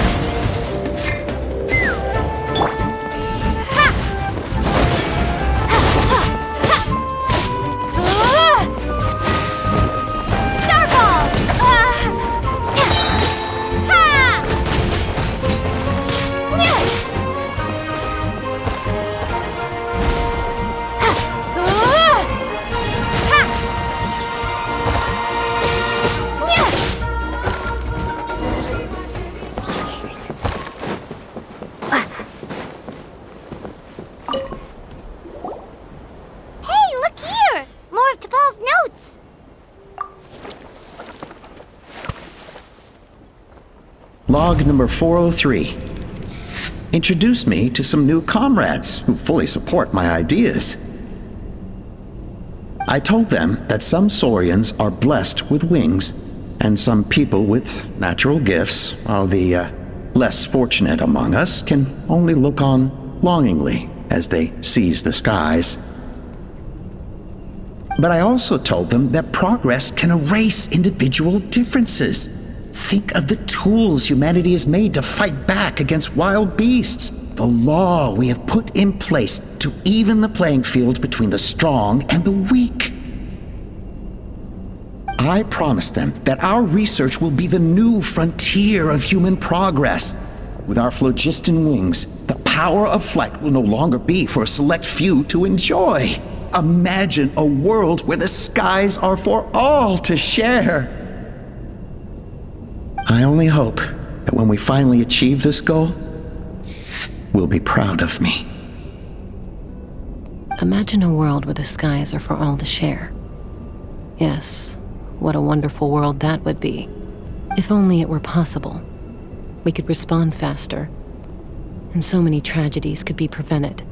But DePaul, what about the saurians you're draining dry of phlogiston? You're not sharing the sky, you're stealing it! Bad move. I won't let you get away with it.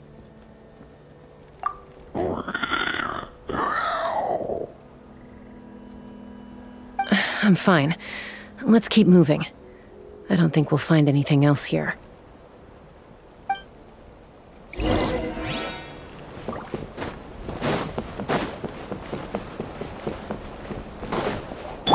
Take me up!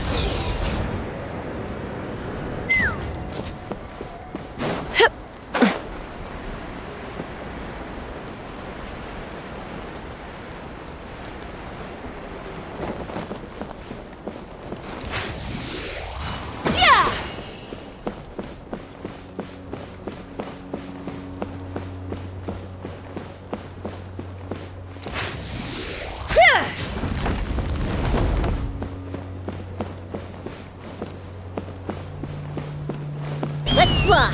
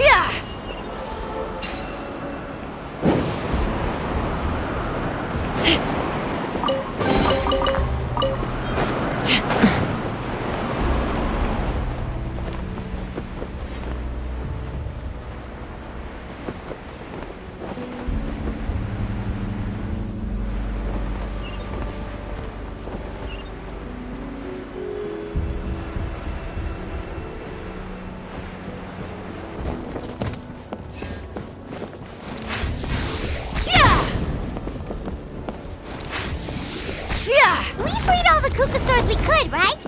Oh, that's a huge win already! Go us!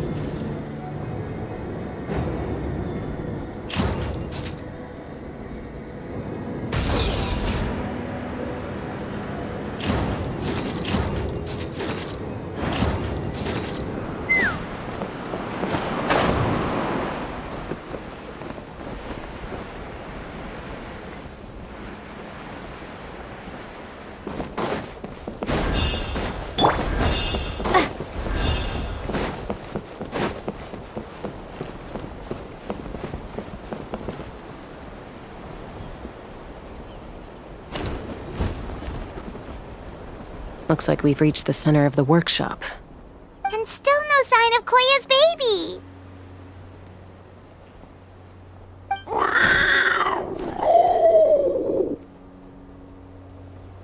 Let's search this area for now. If we still can't find Chime, we'll double back.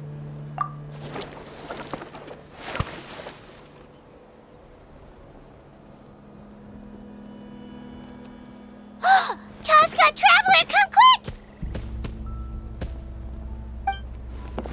What is it? Did you find Chime? Not yet, but look!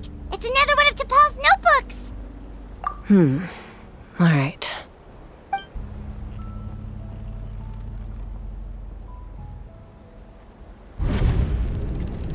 Log number 428.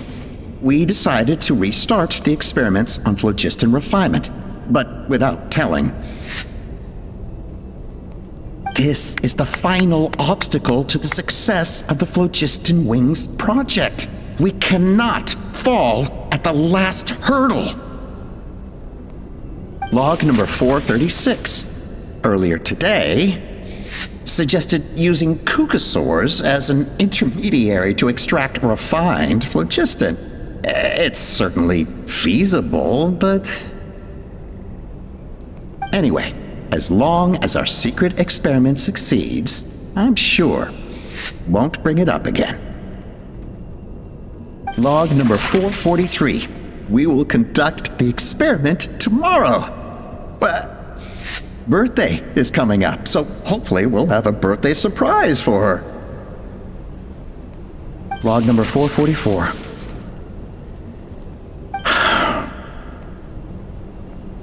Huh? Why is this log empty? I guess whoever wrote down the log number was prevented from recording the results.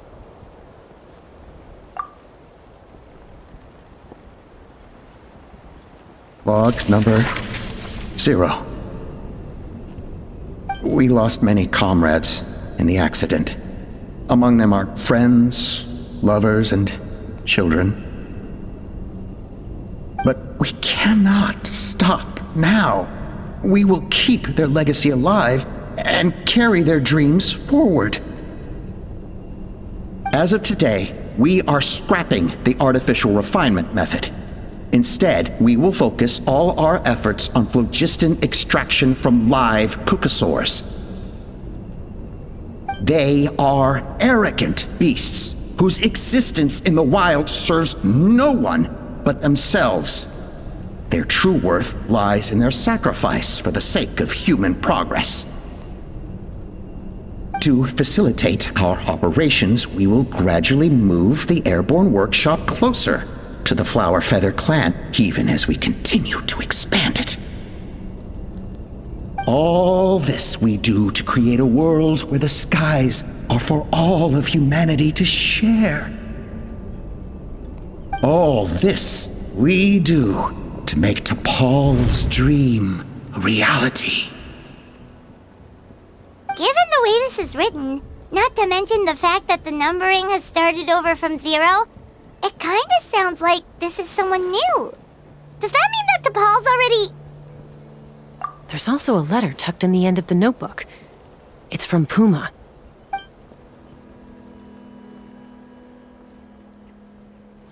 T'Pol, I don't know where you are right now, so I don't know how to reach you. My best bet is to send this letter to the Flower Feather clan. Your father is gravely ill. Oh, I know we've had our differences in the past, but he is still your father. Won't you come and visit him? Please. I know you never liked him and cared even less for me. All you ever yearned for is the sky and your birth mother. But we'll still be waiting here for you if you do come back. This may be the last chance you'll get to see your father. So Puma's not T'Pol's real mom? Huh. Well, she did say he never called her mom, but I'm gonna assume she was just venting. We know that T'Pol's father passed away quite recently, and this letter looks recent. By contrast, the writing in this notebook is old and faded. It looks like the real reason T'Pol didn't attend his father's funeral is because he'd long since passed away himself.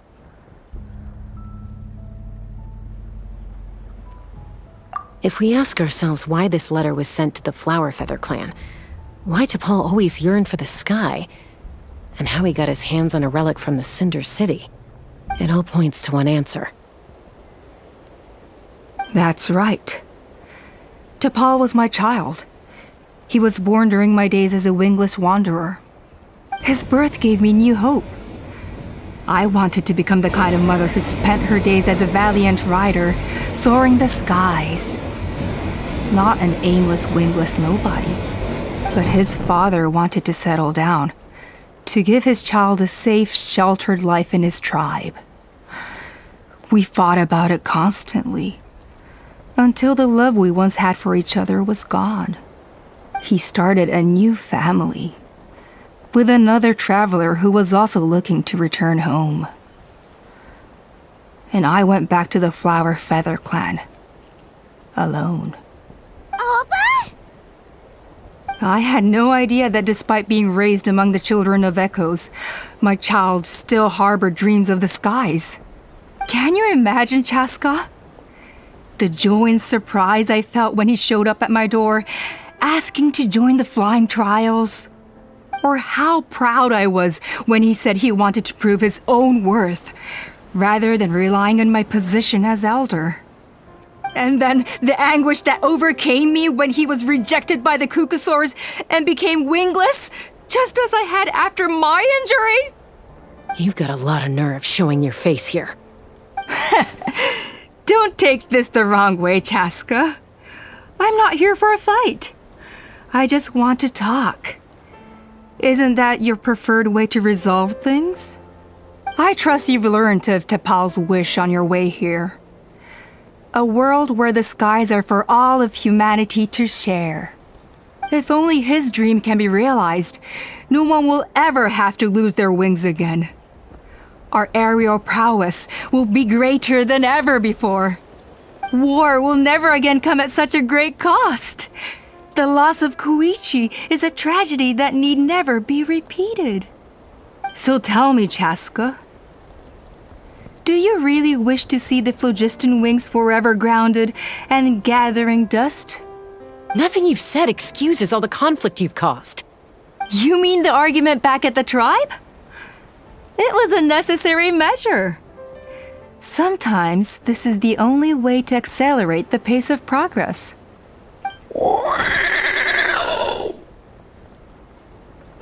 Is a mother harming her children when she coaxes them into swallowing a bitter pill? Of course not. It is a brief moment of suffering for the greater good, and the child would come to understand this in due course. The phlogiston wings are that bitter pill. We will never progress as a tribe if we cling to the scraps the Kukusaurs offer us. Once the people have embraced the phlogiston wings, they will never look back. Even if they learn how the refined phlogiston is sourced. They will convince themselves that the sacrifice of a few Kukusaurs is a small price to pay for our dominion over the skies. But this I had not anticipated. I barely had the chance to introduce the phlogiston wings to the tribe before you found this place. Your plan was hardly foolproof. Yet, it can still be salvaged. Chasca, traveler, you are the hope of humanity. I'm sure you have your doubts about my methods, but know that my love for humanity and for Natlan is genuine. You know me, Chasca. And you know that I've always treated everyone in the Flower Feather clan as my own children, as fellow humans. Surely you can understand my perspective. Alpa, Natlan doesn't belong to humans alone. And truthfully, neither do I.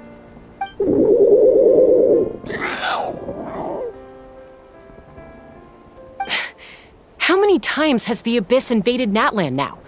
And yet despite how much stronger it is than us, Natlan still stands as a nation of humans and Saurians. Peace imposed by force will crumble in a matter of days, because social bonds are what hold a civilization together. Weren't you the one that taught me that? And yet you would break the bond we share with our Saurian companions to take more power for ourselves? That's as stupid as hacking your own arm off to use it as a club. They are wild beasts, driven purely by instinct. How could they possibly understand human social bonds? How did someone like her ever become a writer? You overestimate them. They bow to the strong and shun the weak. That's all there is to it. They never gave T'Pol a second glance when he was at his lowest, nor me when I returned injured from the Cinder City. It's all about survival of the fittest for them. Plain and simple. They obeyed me once I proved myself stronger than them, but the moment it serves them better, they'll abandon me in a heartbeat. You're wrong, Alpa. They only reject the wingless because they don't want to fly anyone to their death. Chasca, I will promise you this. Only the unruliest wild Kukusaurs will be used for phlogiston extraction. The ones who have nothing else to offer to humanity. Well, that's too bad, because I know a few unruly wild Kukusaurs who don't think that idea is gonna fly. Namely my mom, my sister, and me. And the others? To us, they're friends, family, even children. So if you want to put any of them in one of your cages, you're gonna have to go through us. Is that right? I knew you might be difficult to convince. Maybe this will change your mind.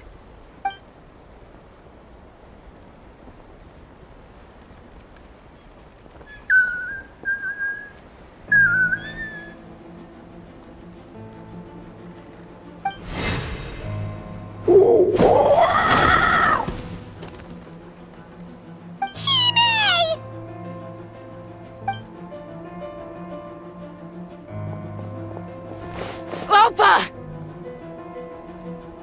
Careful! Don't make any rash decisions. Unless you want to see her suffer. Oh no, that's one of the extraction cages! I told my subordinates to take control of the tribe while I was away.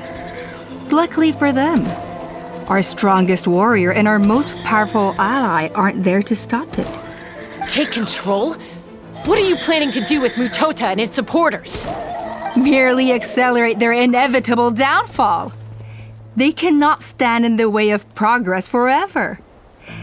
It is not the move I wish to make, but I'm afraid you and your friends force my hand. And since you insist on imposing me too, I have no choice but to keep you here until the dust has settled. So that's what you meant by I just want to talk. You never intended to negotiate. You just wanted to stall us. No, Chasca. I genuinely hoped I could win you over. You are the strongest warriors we have. Put down your weapons, and I promise you that no harm will come to this young Sarian. I just need you to stay here for the next couple of weeks or so, while my people consolidate their power. Then, I will give her back to you, and you'll be free to leave. As long as the majority supports our vision, even the Pyro Archon cannot meddle in our internal affairs. Your vision is deranged, and the Flower Feather Clan will never support it. You sure about that? Then wait here and see. Time will tell. What do we do? Even if the whole tribe fights back, Mutota's in grave danger! Stop delaying the inevitable! Drop your weapons and get into the cages, now! She's still holding Chime hostage. Is there really no other way?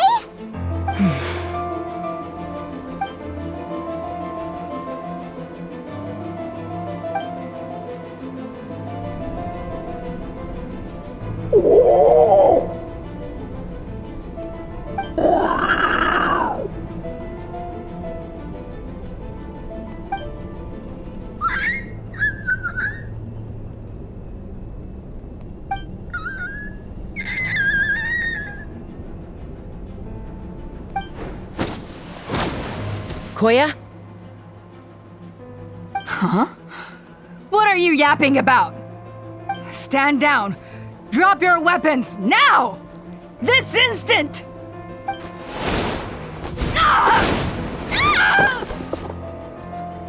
No! The relic!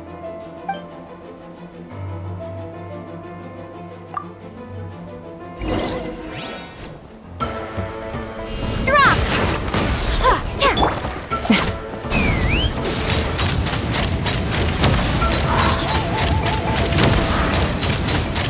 Lockdown! Starball!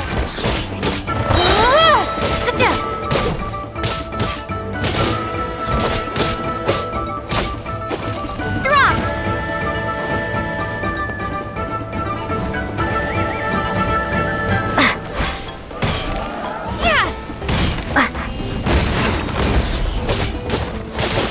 Let's fly! Open fire! Bullseye! Locked on! Fire in the hole!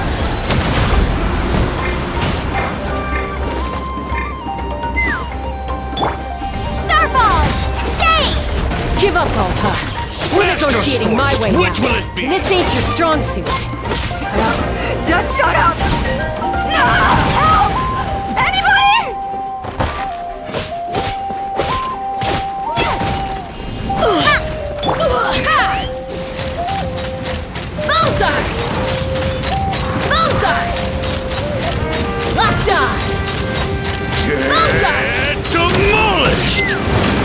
You want crazy? I'll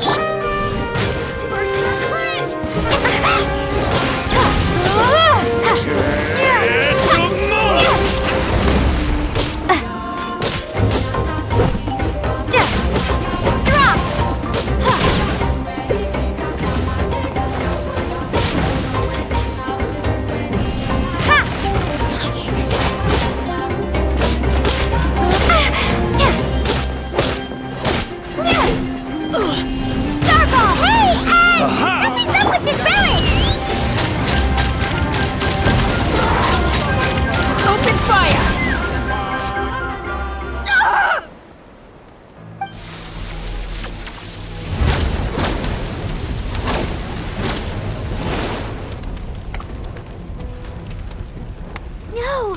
What is she doing? She'll bring us all down with her! But why? We stabilized the relic! Maybe it got damaged in the fight. If we don't think of something fast, this whole workshop is gonna fall apart. No. They're directly beneath us. My beloved tribe!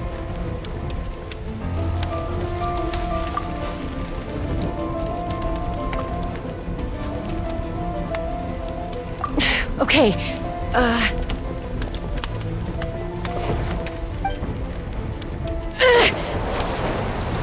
it's too powerful.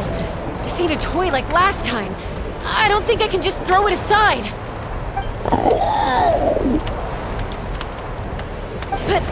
But we need to get it far away before it explodes. Then the tribe will be safe, and so will this workshop. Koya, remember when we were kids? Come on, let's take this thing high up into the sky.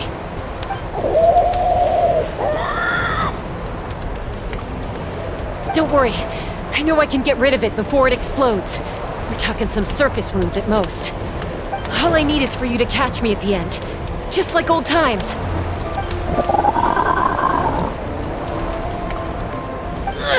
I can't hold it back anymore. We have to go. Don't be insane! Alpa! What are you... You're a fool, Chasca! Why would you choose such a risky solution? We cannot entrust the safety of our tribe to this wild Saurian! I'm the fool! You really think you can stand a better chance than me? Sure, it may be asking too much for an ex-wingless to escape the blast radius in time. But I can fly it a safe distance away, even if it's the last thing I do.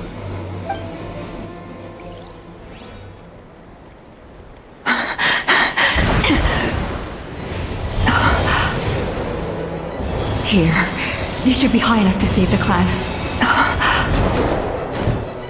What? You don't get to die a hero today.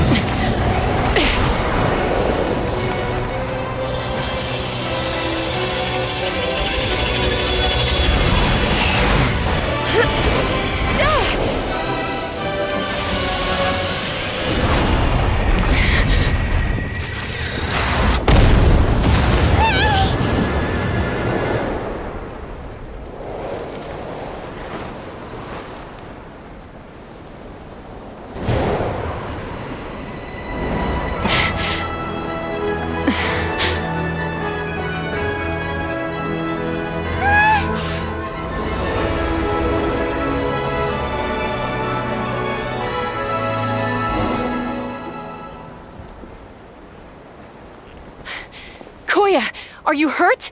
Let me take a look at you. What do you mean, I'm fine? Didn't I tell you to catch me on your back? Why did you try to shield me from the blast?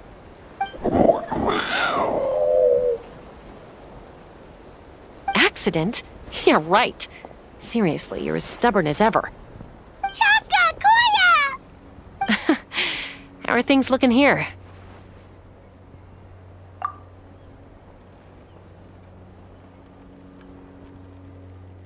I think that's putting it mildly. I owe you one. Again.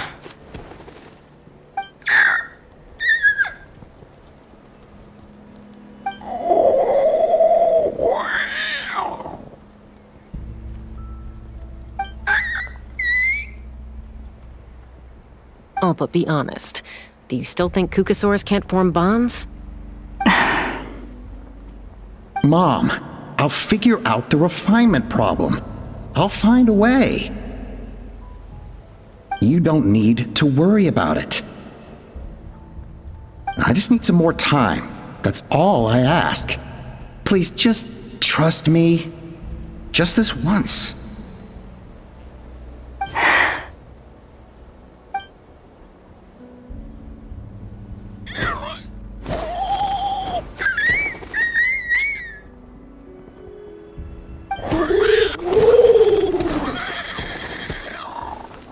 The Flower Feather Clan yield to the strong. And it's up to the winners to define what strength means. So it looks like it's my turn to yield.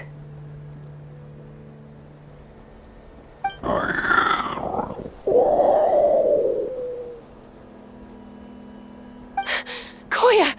Koya!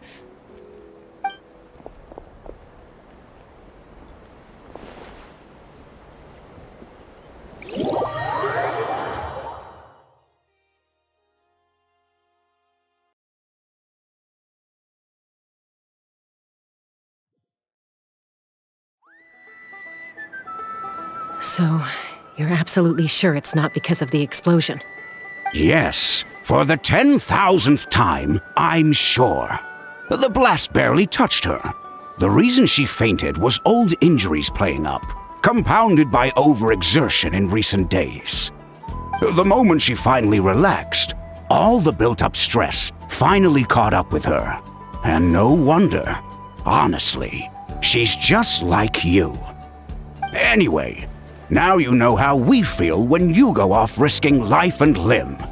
Your mother and I would both appreciate it if you lived less dangerously. You know she wrote to me from the Masters of the Night Wind, just to scold me for not doing enough to keep an eye on you. If she wasn't so busy with work, you can bet she'd come back here and chew us both out in person. I'll find an opportunity to apologize to her. I promise. You'd better. No more avoiding us, okay? And don't get me started on all the checkups you've missed. Got it. Got it. Huh? Koya? You're awake. I'll go let everyone know. Hey, but we're not done talking. What are we gonna do with her, Even after everything that's happened, she still hasn't figured out how to start the conversation with you. She keeps saying, I don't think Koya has forgiven me yet. But if you ask me, she's the one who's scared to open up and have an honest conversation. For all her confidence, she's a very sensitive soul underneath. You'd think as a peacemaker, she of all people would know how to reconcile with her family after a falling out. She must have been a handful growing up. Thank you for being there for her. And of course, thank you for keeping her safe when you were up there in the sky. Koya, Uncle Cusco, we're here! Ha! I was just telling her that she's not to go chasing danger with Chasca ever again. Cusco, I understand how you must feel. But it's all thanks to Koya and Chasca's efforts that the airborne workshop didn't come crashing down on our heads. Oh, Paimon almost forgot to ask. They didn't hurt you while we were gone, did they? Thankfully, when her co-conspirators tried to arrest me, I was out coaching Koya and Junan. The two of them were a huge help. They took care of things while I went around rallying the resistance. So, in the end, Alpa's would-be revolt didn't really get off the ground. And as it turns out, Not all of the wingless want to see our dear Saurian friends replaced with phlogiston-powered gizmos. I'm so sorry you got mixed up in this, by the way. We should have caught on to Alpa's scheme sooner. We could have saved so many Kukasaurs from getting hurt. Most of the airborne workshop has now been dismantled. We've just left one small, harmless part intact and repurposed it as a jail for Alpa and her cronies. Let's see how they like being locked up in a sky prison. So, it looks like there's just one less conflict left to resolve. Peacemaker, you're up. I said I had to wait until things had blown over, didn't I? And now they have. But I still have no idea what to say. Koya, I just want to say I'm sorry for how things went down back then.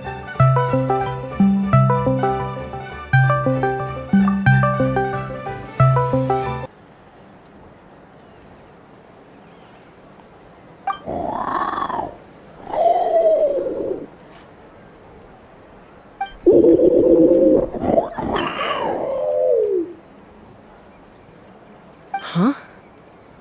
Does this mean you're not mad at me anymore? There's that family likeness coming through again. But that day, when we ran into each other.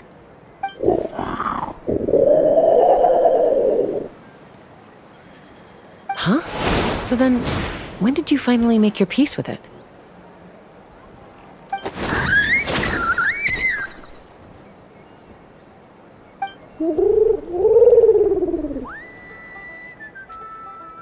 Oh, it's Chime and Chimpu! They're here too!